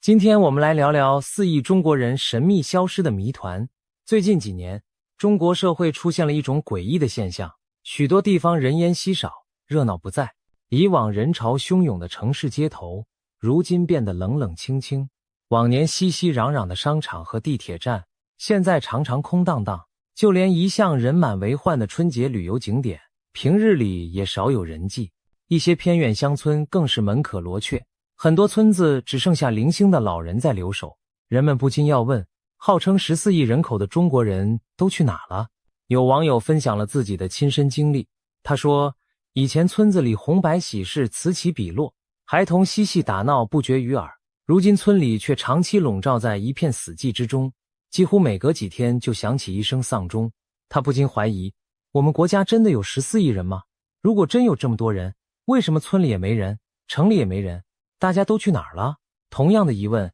在城市居民中也越来越多见。一位在上海的房东感叹，90年代中国10亿人口的时候，到处都是人，如今官方说有14亿，可大街小巷反而空空荡荡。许多曾经挤破头才能租出去的公寓，如今挂着降价的牌子也乏人问津。这种种反常现象让人不寒而栗。难道真有数亿人口在人间蒸发了吗？到底是哪里出了问题？在深入分析之前，我们不妨先快速回顾一下中国人口变迁的脉络。新中国成立之初，全国人口约为5亿，此后几十年保持高出生高增长，一路攀升。到了1980年前后，中国人口突破了10亿大关，随着计划生育等政策介入，人口增长率开始放缓，但总数仍在2010年前后达到了14亿左右的顶峰。表面上看，人丁兴旺的局面延续了半个多世纪，但其实在高峰的背后隐藏着危机的伏笔，生育率早已在悄悄下滑，人口老龄化也开始显现苗头。换言之，中国的人口问题并非一夜之间出现，而是长期累积的趋势终于在最近被引爆。第一个线索来自人口自身的变化，也就是出生率的大跳水。中国这些年的人口出生率骤降到令人啧舌的程度。过去在没有战争的年代，很少见到人口自然减少，可如今即便没有发生大规模战乱，中国的新生儿数量却直线下滑，跌破了一个又一个历史低点。2016年全国出生人口还有1700多万，然而短短几年后，到了2022年，全年出生人口只剩下约950多万。也就是说，不到10年时间，新生儿数量几乎腰斩。而根据最新的统计预估，2023年全年的出生人口可能进一步跌破800万，大大刷新有记录以来的最低值。这是什么概念呢？要知道，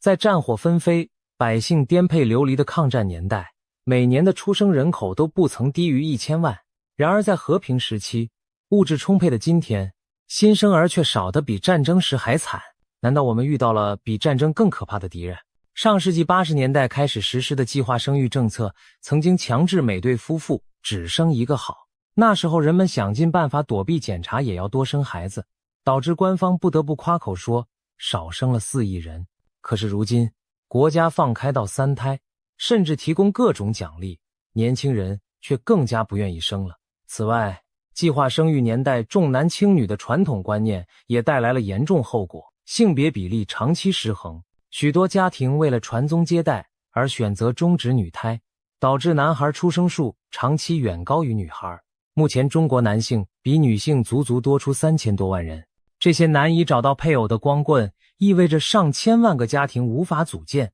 进一步压低了出生人口。多子多福的婚育观念彻底颠覆，高昂的养育成本、激烈的竞争压力以及年轻世代追求个人生活品质的观念，使得许多适龄夫妻选择丁克或延后生育计划。人口学者发出警告，如果情况持续恶化，中国的人口将加速萎缩，甚至在本世纪末跌回4亿左右的水平，这相当于倒退回100年前的人口量。然而，出生率骤降带来的是缓慢的人口凋零，并不足以解释为何短短几年内，城市和乡村都突然变得如此冷清。人口老龄化和自然减员虽然让总人口数开始下滑，但不至于在1-2年内出现人间蒸发般的场景。如果说中国人口正在走下坡路，那也该是一个逐年下滑的过程，不会让人们猝不及防地感到人都不见了。那么，真正让人口出现断崖式消失的元凶是什么？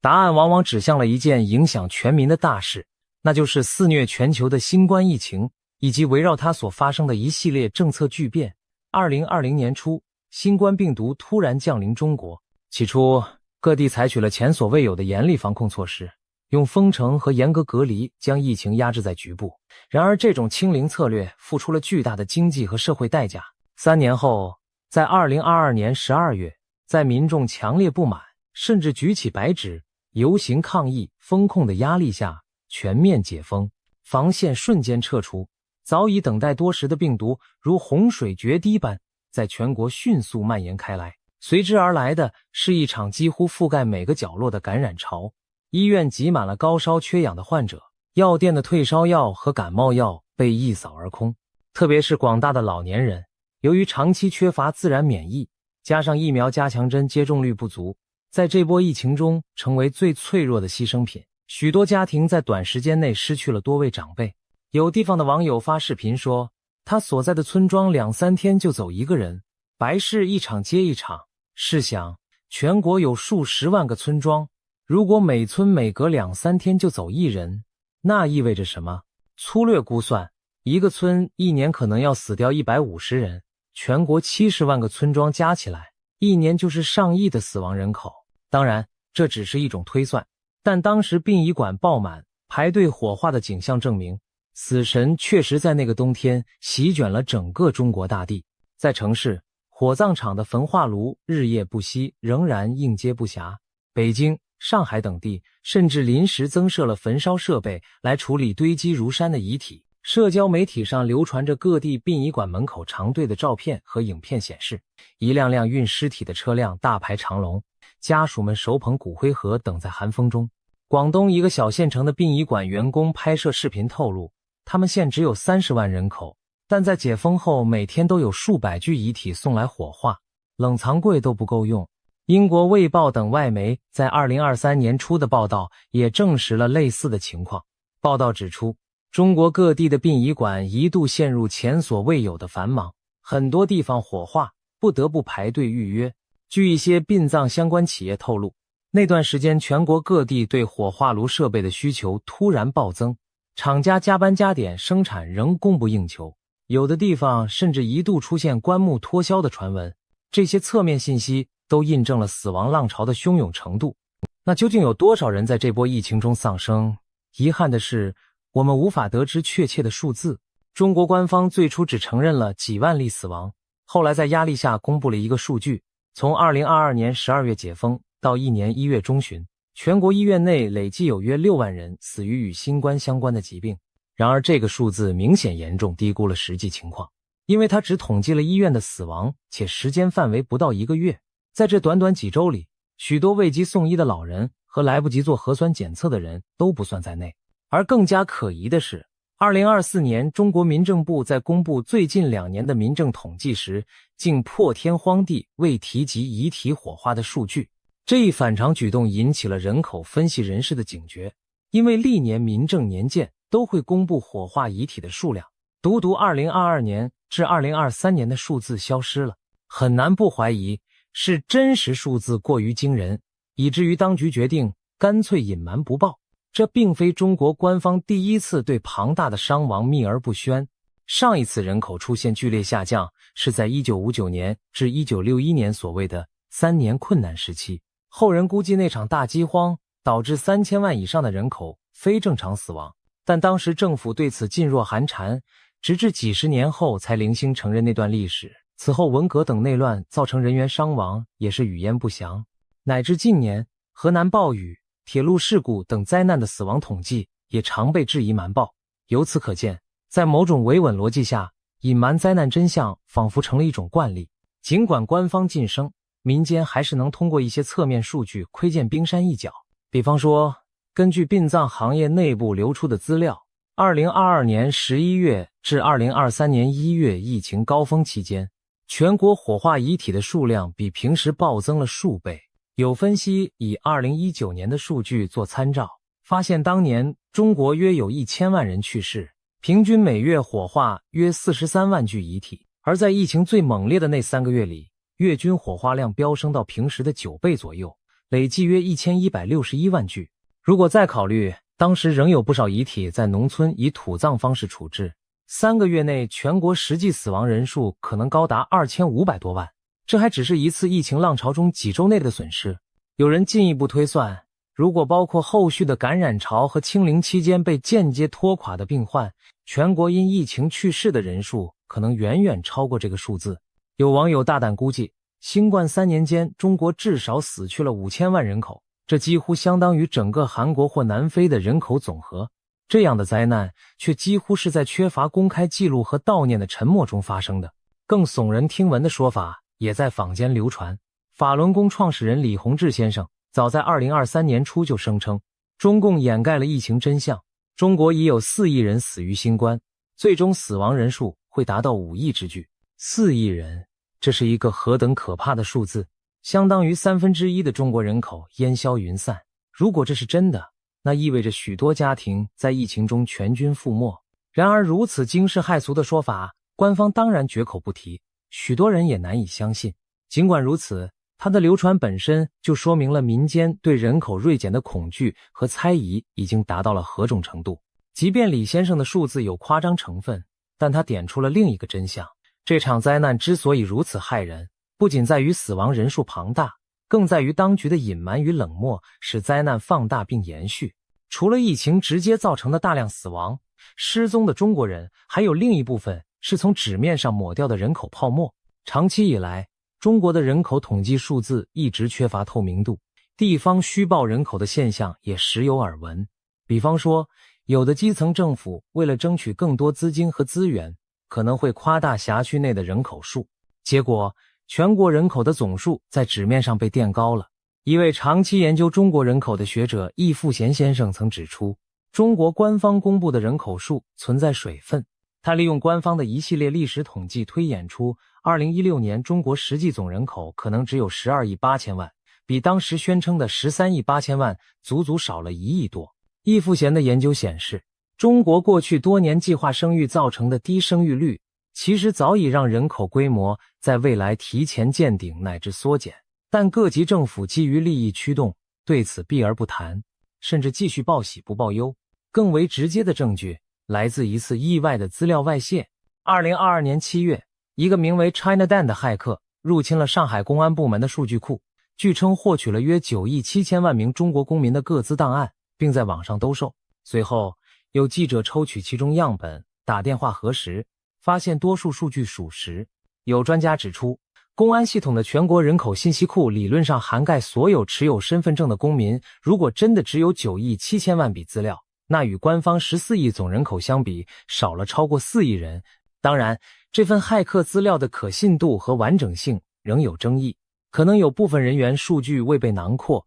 或者包含已故人员未剔除等等。但它至少提供了一个令人深思的视角。中国的人口真实数字也许远比我们以为的要低。到了2023年3月，美国前国务卿蓬佩奥在一次演讲中语出惊人地表示，中国的人口实际上只有9亿，他没有透露消息来源，引发各界揣测。有人认为这也许是美国情报部门的评估泄露，也有人觉得可能是故意的舆论攻势。不管怎样，当一个了解中国事务的国际政要公开提出9亿人这个说法时，更加重了外界对中国人口真相的怀疑。事实上，早在疫情之前，就有零星的研究质疑中国14亿人口的可信度。例如2018年有俄罗斯媒体报道称，根据中国的粮食产量和进出口量推算，中国养活不了14亿人，实际人口可能仅有8亿左右。另一篇俄国分析文章则从城镇化率着手，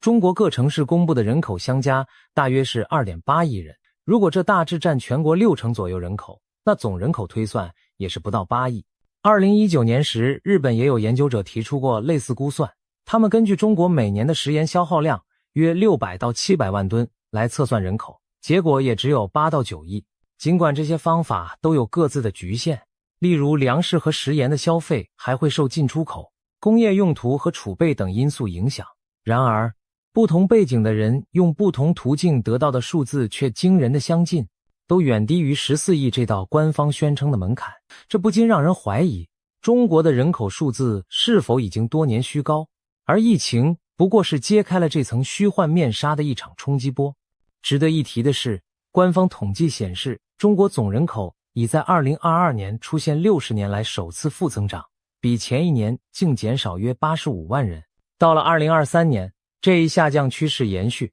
人口又减少了100多万。然而这与上述推测的千万乃至上亿级的人口缩减相去甚远。如果民间估算更接近真相，那么官方数据至少隐瞒了数十倍的降幅。面对这样诡异的局面，我们不禁追问，没有战争硝烟，没有天灾陨落，那么到底是谁或者什么夺走了这几亿中国人的生命和未来？是肆虐的病毒在作祟，还是决策的失误在人为？亦或是一种更可怕的东西，比如对真相的隐瞒和对人命的漠视？如果从自然角度看，这或许只是一次残酷的瘟疫与一个时代的社会变迁共同作用的悲剧。然而如果换个视角，人祸的影子无处不在，从最初对疫情的轻忽，到一刀切的极端风控，再到事后的放任自流和数字造假，每一步都让灾难的伤害成倍放大。我们仿佛看到一只无形的黑手在暗中主宰着人口的命运。这只黑手不是别人，正是我们人类自己，正是我们的短视、骄傲与冷酷，最终导致了这场人间悲剧。综合各种迹象，我们或许可以描绘出一幅更接近现实的图景。也许中国的人口在疫情前就没有14亿这么多，可能实际上只有13亿甚至更少。而在疫情3年的冲击下，又有上千万乃至数亿人口折损。一减一加之下，如今中国人口或许只剩下10亿出头，甚至更低。如果真是如此，印度很可能早已超越中国，成为全球第1人口大国，只不过中国方面没有公开承认罢了。如果中国真的蒸发了几亿人口，那对国家和社会的影响将是深远而巨大的。首先，劳动力规模将大幅缩水。在过去几十年，中国享受了人口红利，充沛的年轻劳动力推动了经济高速增长。然而现在，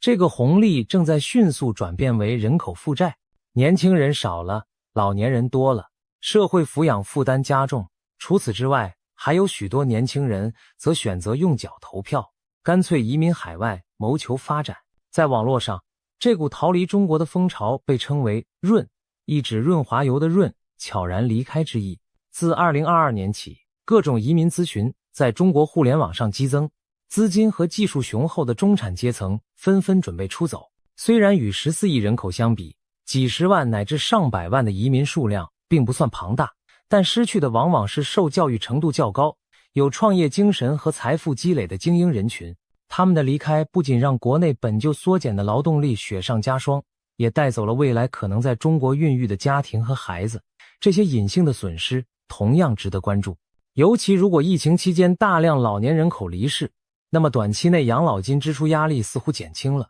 但长远看劳动年龄人口也受到病毒长期后遗症等影响，整体劳动参与率可能下降。加之严厉防控和疫情冲击，导致许多中小企业倒闭，青年失业率一度飙升。2023年，中国官方甚至停止公布城镇青年失业率，引发猜测当时数字已超过 20%。这一系列经济异象或许都和人口的巨变脱不了干系。其次，内需和市场规模也会收缩。中国一直以庞大的人口基数为支撑，成为全球最大的消费市场之一。如果实有人口减少几亿，那意味着潜在消费者少了几亿。从买房到买车，从食品到衣物，整体需求都可能下降。这或许可以解释为何近年来中国经济复苏乏力，物价出现通缩苗头。当买东西的人变少，卖东西的人自然要降价求售，房地产市场更是直接受到冲击。本以为14亿人口需要无数房子，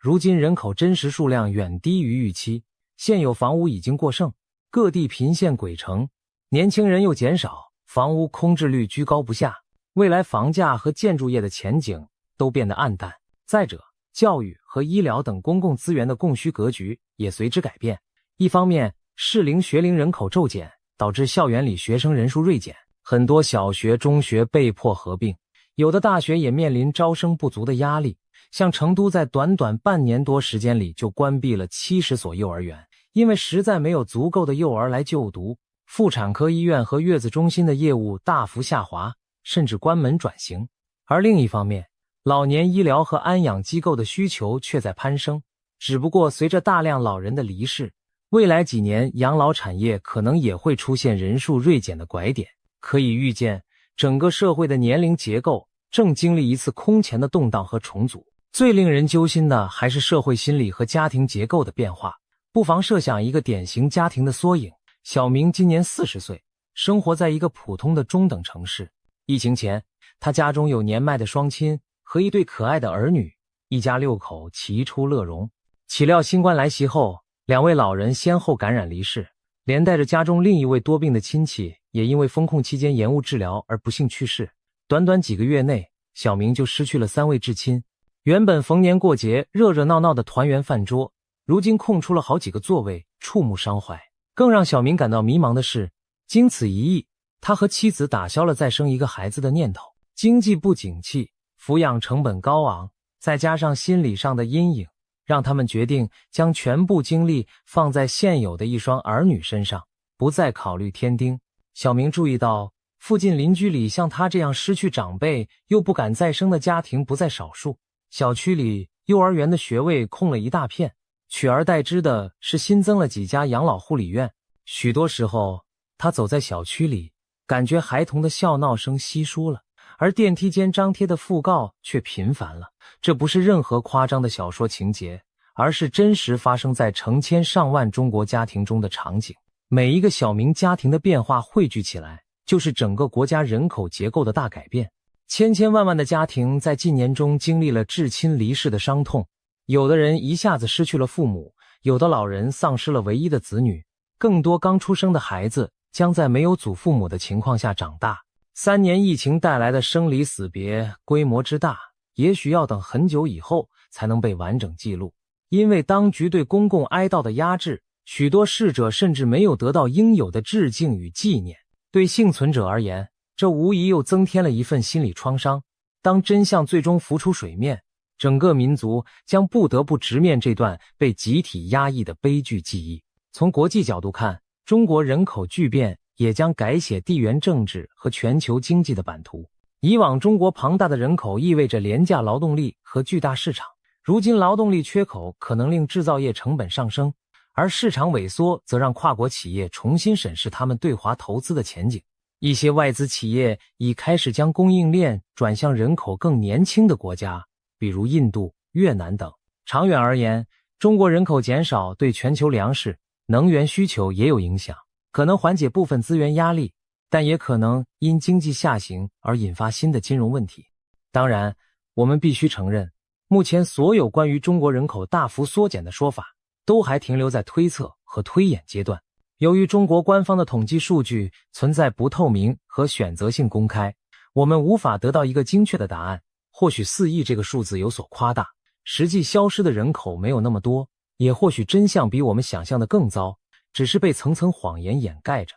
唯一可以确定的是，中国正面临一场前所未有的人口危机，而这场危机的部分真实情况正如沙下冰山，隐约浮现，但尚未被完全看清。想象一下，如果有朝一日官方不得不承认中国人口只剩10亿上下，那将震动世界。然而在那之前，我们只能透过各种蛛丝马迹去拼凑图景。对普通中国人来说，更重要的是在这场大变局中找到自己的位置。年轻人也许会问，我们这一代要背负如此沉重的人口老化包袱，还有怎样的未来？中年人则可能担忧自己年老时是否还有人照料，养老金能否保障，整个社会需要为一个可能更小但更健康幸福的人口结构做好准备。要做到这一点，首先必须正视现实，不再对人口问题讳莫如深。人们常说，谎言终究掩盖不了真相。4亿中国人神秘消失之谜，真相比你想的更可怕。可怕的不仅是数字庞大，更在于它折射出体制的缺陷与人性的悲剧。一场没有硝烟的人口浩劫正在或者已经发生，而我们正身处其中。或许多年以后回首，这段时期会被历史学家称为中国人口骤减的黑暗岁月。希望到那时，教训已经吸取，生命的价值能被更好的守护。愿未来不再出现如此沉痛的消失之谜，愿每一个生命都被这个国家温柔以待。如果中国真的敢对台湾动武，结果会如何？日本方面最近传出一个震撼的讯息，中国只要胆敢攻打台湾，日台将立即建交，全世界也会立刻承认台湾。听起来仿佛天方夜谭，但这番话其实出自日本高层人士之口，道出了国际态势可能剧烈翻转的剧本。难道北京苦心经营多年的一中政策会在他自己开战的那一刻瞬间崩解？今天就让我们深入探讨这个引人入胜又扣人心弦的剧本。中国一旦武力犯台，等待他的会不会是全球合力反扑，甚至导致中国完了的下场？首先，我们先来看日本为什么会抛出敢打台湾、日台建交加全球承认台湾的强硬讯息。日本一向被视为亚洲区域内最关注台海安全的国家之一。早在1972年，日本和中华人民共和国建立外交关系时，双方发表的日中联合声明里，日本理解并尊重中国关于台湾是中国一部分的立场，但并没有亲口承认台湾是中国领土的一部分。这种刻意保留的外交措辞非常耐人寻味。所谓理解并尊重，听起来给足了北京面子，实则为日后预留空间。毕竟，日本战后签署的1951年旧金山合约放弃了对台湾的主权，但并未明确台湾交给谁。换句话说，日本从法律上从未承认台湾属于中华人民共和国。长期以来，这种模糊策略是为了与北京维持关系，但另一方面也意味着一旦情势巨变，日本有法律和外交上的回旋余地。近年来，随着中国在军事和外交上对台湾施压不断升高，日本国内的态度也日益强硬起来。台湾有事就是日本有事，这句话时常挂在日本政界人物的嘴边。前首相安倍晋三生前就多次警告，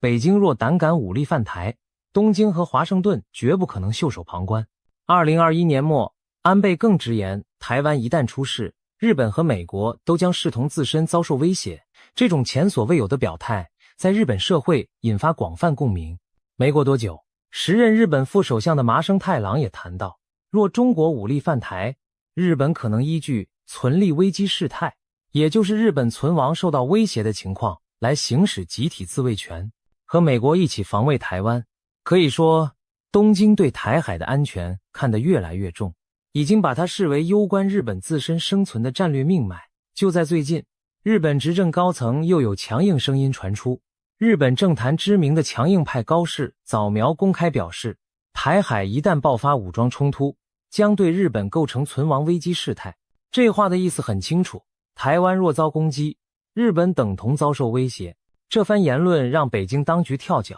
中国对日本祭出一连串外交抗议和经济恐吓措施，包括批评日本干涉内政，暗示要对日本企业使绊子等等。然而，日本并没有因此退缩。事实上，这几年来，日本早就开始减少对中国的经济依赖，强化自身国防。2012年左右起，日本政府逐步推动供应链多元化，奖励日企从中国撤离部分产能。经过10年布局，如今日本相比许多西方国家更有底气承受与中国关系恶化的冲击。德国媒体就赞叹道，日本在经济安全道路上比我们早走了10年，也因此中方的威吓在东京眼中似乎少了几分杀伤力。在这样的背景下，前日本驻澳洲大使山上信吾在接受访问时抛出了一个震撼性的提议，他主张西方国家应该团结一致，提前放出明确信号来吓阻北京。他说，要让北京知道，一旦对台湾动武，击中政策就将立即寿终正寝。这句话翻译成大白话就是，如果解放军敢开第一枪，国际社会长期以来对北京的妥协默契，也就是各国在名义上只承认北京政府与台湾没有正式邦交的状态，将立刻结束。取而代之的会是什么？山上信吾点出了答案，各国将在外交上迅速而正式地承认台湾为一个独立国家，而日本会带头行动，成为推倒第一张骨牌的那个国家。试想，那将会是何等天翻地覆的变局。北京苦心经营了几十年的一个中国框架，几乎是他对外关系的基石。如果因为他自己对台湾开战而瞬间崩毁，对中国政权来说无异于一场地缘政治的大地震。一直以来，北京透过外交利诱和经济施压，不断削减台湾的邦交国数量。从20世纪末，台湾还有30多个友邦，到现在仅剩10余个小国与台北保持正式邦交，其中绝大多数是太平洋、拉美的岛国或中美洲小加勒比海国家，而中国则与全世界绝大多数国家建立了外交关系，并坚持这些国家必须与台湾断交才能换取与北京来往。可以说，北京在外交上围堵台湾多年，投入了巨大资源，就是要营造台湾被国际孤立的局面，从而强调自己对台湾的主权声索。然而，正如谚语所说，魔高一尺，道高一丈。中国虽然看似在外交上封死了台湾，但也把自己困在一个框架里。只要国际社会还在遵守一中政策，北京对台动武还能被一些国家视作中国内政问题。可一旦他自己撕破和平的底线，这个框架将不复存在。各国将不再顾及所谓理解尊重北京立场的外交辞令，而转而把台湾视为与乌克兰、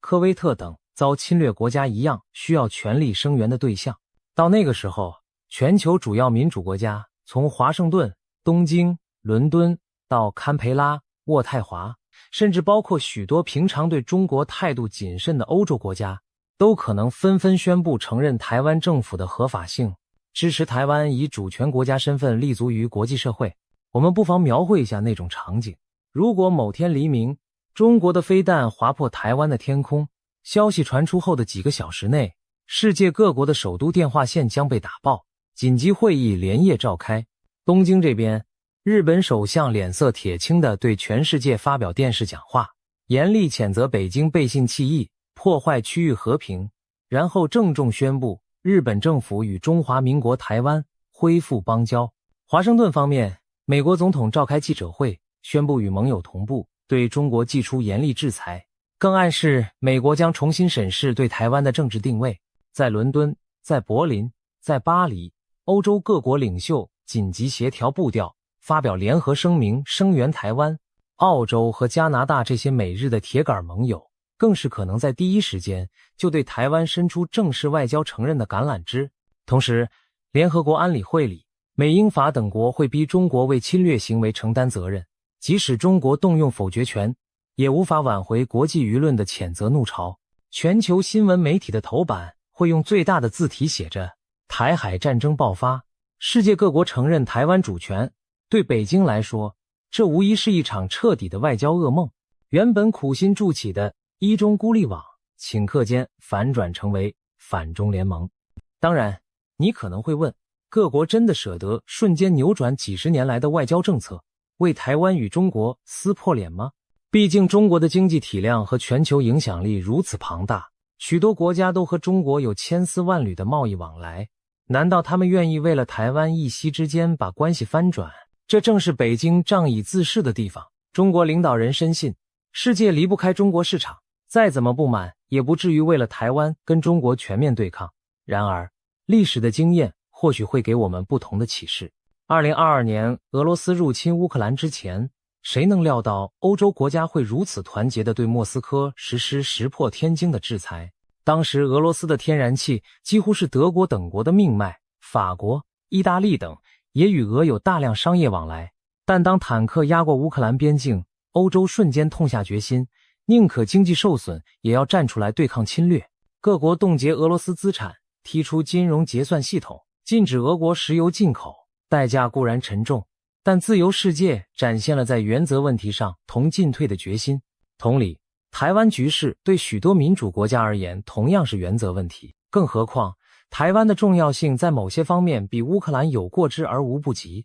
台湾坐拥全球最尖端的半导体产业，被誉为科技产业的心脏。台湾的地缘位置战略关键，控制台湾就等于控制第一岛链，进可威胁日本与太平洋航路，退可扼住南海进出口。这意味着，一旦台湾陷落在北京手中，不仅仅是道义问题，更直接威胁周边国家的安全与全球经济秩序。日本首当其冲，台湾离日本最近的琉球群岛仅一水之隔，谁掌控台湾，几乎就能把日本的海上生命线掐在手里。对美国而言，台湾是太平洋防线上的关键一环，一旦失守，美军在西太平洋的影响力将大受影响，盟友信心也会动摇。对欧洲来说，或许距离遥远，但一个崛起中的专制大国用武力改变现状而得逞，将在全球开创恶例，间接威胁到以规则为基础的国际秩序。也因此，台湾若遭侵略，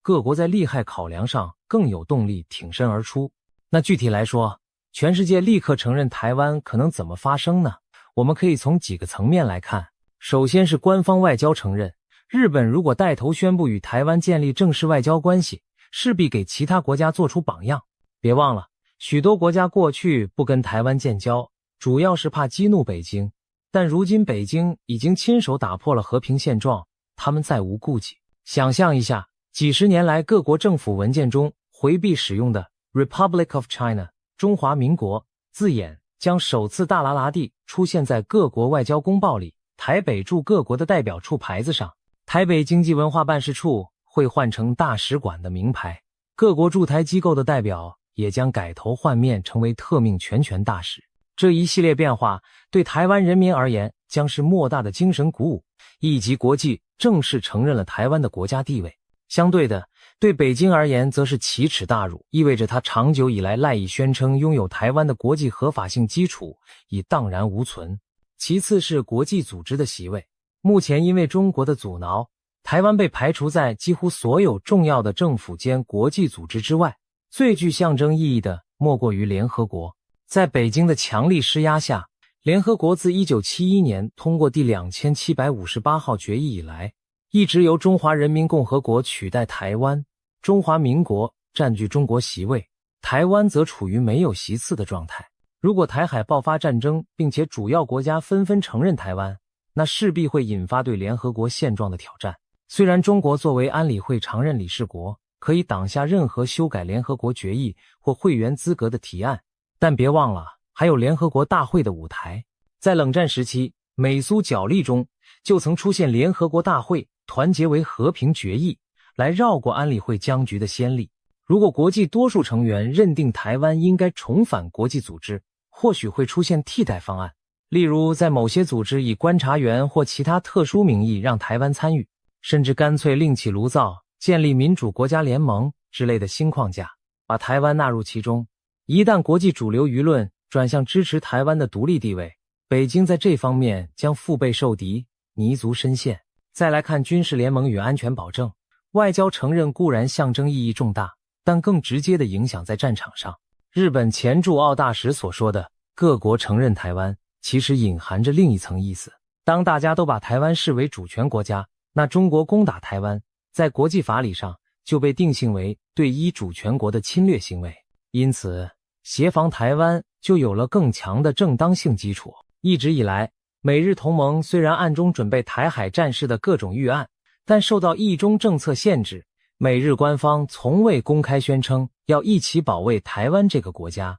可是，如果战争一起，原本隐晦的合作将公开化、正式化，我们很可能看到日本引用其新安保法中的存立危机事态条款，与美军共同投入对中作战。这将包括日本自卫队提供后勤支援，出动海上自卫队舰艇在第一岛链巡弋拦截解放军，派遣战机加强防空，甚至在必要时出兵保护离台湾很近的仙岛、诸岛等日本领土。更不用说美国驻日的各大军事基地，从冲绳的加手纳空军基地到横须贺的第7舰队母港，都将成为联合作战的中枢枢纽。这对中国来说意味着什么？意味着它必然面对不止台湾一个对手，而是一个由美日组成的强大军事同盟的怒火。其实，以北京一贯的思维模式，它绝不愿意同时与美日两强开战。但台海的地理和政治现实却让中国极难避开日本的介入。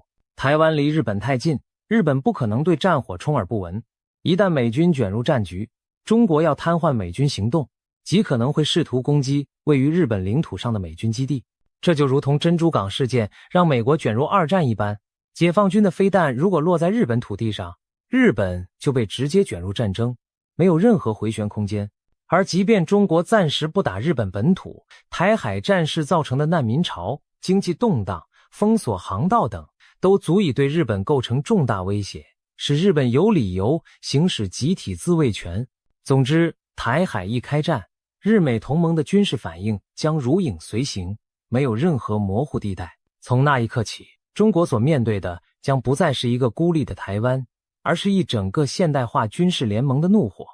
除了美日之外，我们还应该看到其他国家的潜在行动。澳大利亚近年来和美日的军事合作日益紧密，加入了美英的 AUKUS 同盟，计划发展核潜舰技术，就是为了因应区域安全挑战。可以预期，澳洲作为亚太主要民主国家，对台海战事也不会坐视不理，很可能澳洲海军的军舰和潜艇会加入美日的行列，在西太平洋巡航、监视或攻击解放军舰队。同样的，英国、加拿大等传统盟国也可能派遣象征性舰队来支援，以展示国际联合阵线。甚至印度这个亚洲人口大国，虽然长期在台湾问题上保持低调，但若中国在东亚挑起战端，印度很可能趁机在喜马拉雅边境施压，牵制中国。至于欧洲诸国，尽管军事力量直接投射到远东有限，但不排除北约以集体身份对中国发出严厉警告，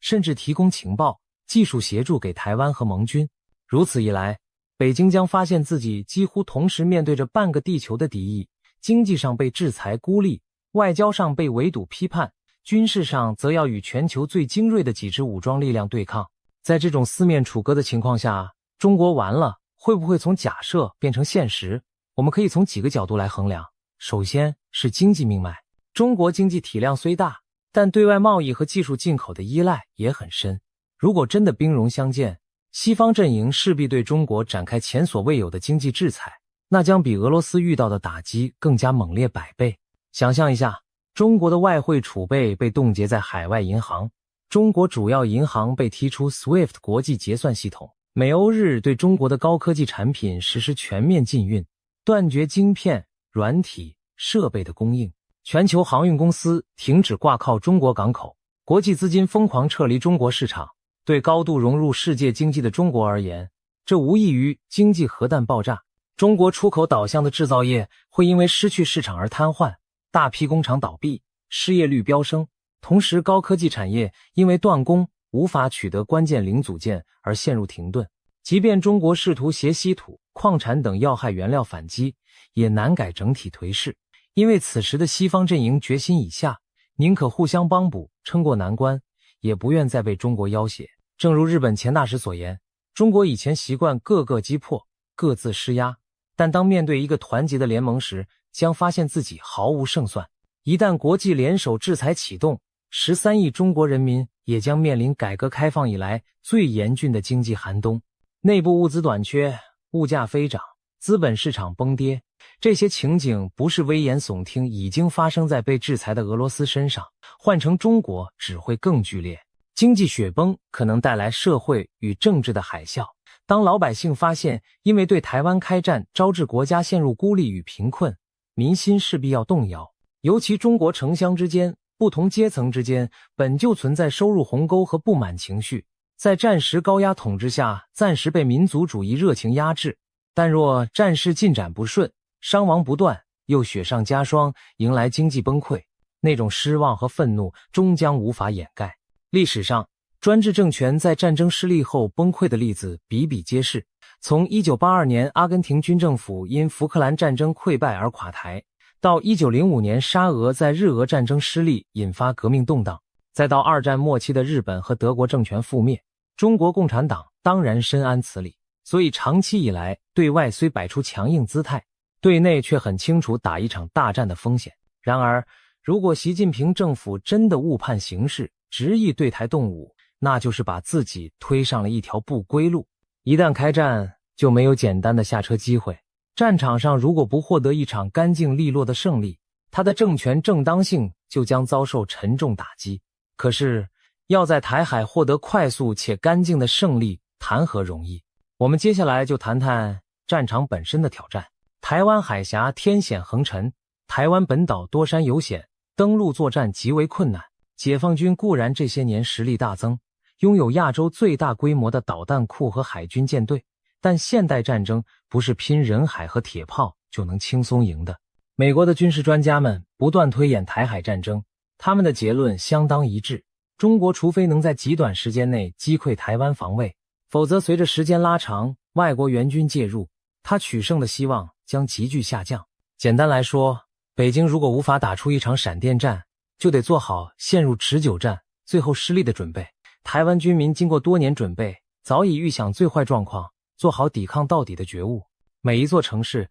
都可能成为奋战的堡垒，每一条街巷都有可能演变成让入侵者付出血代价的绞肉场。此外，台湾还部署着先进的飞弹和防空系统，拥有世界顶尖的资讯战能力，再加上地形复杂，对于进攻的一方极为不利。如果美日援军在从旁策应，制海权、制空权渐渐转回到同盟手中，那中国的登岛部队很可能在补给线被切断的情况下陷入困境。可以试想，解放军或许在战争初期投入20万大军登陆台湾，却被顽强的守军和武装平民困在城镇拉锯，同时中国沿海重要军港一再遭到美日潜艇和飞弹打击，舰艇损失惨重。空军虽然飞机数量不少，但在美日第5代战机与先进防空网面前也折损殆尽。太平洋上，美国航母战斗群与盟国潜艇不断狙击企图增援的解放军船团，战事一旦陷入这种胶着状态，对中国就是噩梦开端。反观同盟这边，虽然也要承受损失，但因为是联合作战，资源与科技优势更胜一筹，可以相互支持。美国庞大的军工生产能力将开足马力，源源不绝的武器运往前线。日本本土虽会受到一定攻击，却能仗着坚强的防御和美军保护支撑下去。台湾本地的抵抗力量则在国际援助下愈战愈勇，时间越拖长，对中国越不利。国际上反战、谴责中国的声浪也会日益高涨，更多国家可能参与制裁或提供援助。可以说，开战之日很可能就是中国败局已定之时。这也是为什么许多理性的中国军事专家私下承认，武统台湾是一场代价极其高昂、前景极其暗淡的豪赌。赢了，可能勉强占领一块满目疮痍的焦土，却收获一个国际孤儿的身份；输了，不仅什么都得不到，反而赔上国运，赔上政权稳定。再退一步说，即便中国侥幸在战场上取得阶段性胜利，强行占领了台湾，事情也不会就此结束。台湾广大人民是绝不会认同北京统治的，地下抵抗运动和全民不合作将让占领当局坐立难安。就像当年美军占领伊拉克后陷入无休止的叛乱攻击一样，中国若强行控制台湾，恐怕将面对长期的游击战、恐怖袭击和社会抵抗。一想到原本以经济发展为豪的中国，可能沦落到每天计算阵亡将士棺木、提防四处暗杀爆炸的泥潭，试问北京的决策者真敢冒这个险吗？尤其那时候的中国还得同时应付驻扎在东亚边缘虎视眈眈的美日联军，防备国内要求变革的呼声，以及恢复经济民生的重担，可以说腹背受敌，疲于奔命。这样的一个局面，还谈何实现中华民族伟大复兴？恐怕执政者反倒要担心如何保住政权不垮台了。上述种种推演，说起来虽然是未来的假设，但却并非天马行空。在现实中，我们已经看到许多端倪。日本为首的民主国家阵营正在暗中演练一旦台海有事时的各种剧本，美日每年举行联合军演，把科目越来越明确地聚焦在离岛防卫、飞弹拦截上。美国和台湾之间的军事交流也逐渐公开化，多位美军退役将领访问台北，提供建议。甚至在北约峰会上，欧洲盟友也首度谈及台海和平的重要性，强调不能允许以武力改变现状。这些迹象都在向北京传递一个强烈讯息：不要轻举妄动，否则后果自负。而前面提到日本前大使山上信吾的强硬建议，更是希望把这讯息具体化，直接告诉北京：你若动武，我们就掀桌，不再配合你演什么一中戏码。在他看来，只有这种前所未有的坚决态度，才足以让北京清醒，认识到武力犯台将招致的毁灭性代价。最后，我们不妨从北京当局的心里来做一个总结式的想象。多年以来，他们对台湾问题有着强烈的历史使命，情节总认为统一是迟早的事。然而，他们同时也非常精明地利用国际规则玩游戏，一方面高喊和平统一、一国两制，另一方面疯狂扩张军备，在台海周边进行军事恐吓。北京贼心不死，但又希望国际社会继续遵守一中原则，别真把他当成侵略者。然而世事岂能两全？如果真有那么一天，他选择撕下面具动手，那国际秩序的天平也将立刻倒向另一端，中国将瞬间失去道德制高点，被定义为侵略者、麻烦制造者、规则破坏者。那些平日里被他用金钱绑住的朋友，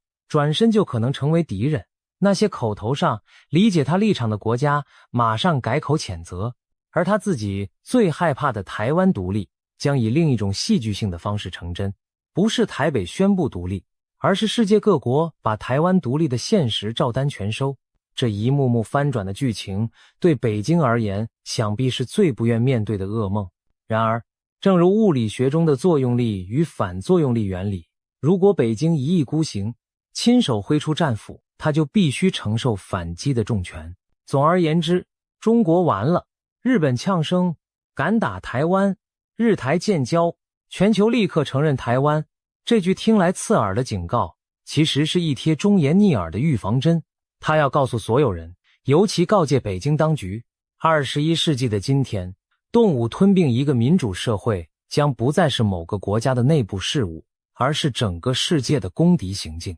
一旦开战，不仅你拿不到想要的中国台湾，反而会把自己推向坟场，把台湾送上国际承认的殿堂。对台湾人民而言，这或许反而是浴火重生，真正获得国际平等地位的契机。但对中国来说，将迎来的可能是国运从巅峰坠落谷底的悲剧。愿这样的灾难永远只停留在假设，两岸能在和平中找到出路。然而，假如某天战云笼罩，我们也已经清楚地知道，正义与自由的阵营绝不会退缩，他们将以最坚决的行动告诉侵略者，你要战，那便是你末日的开始。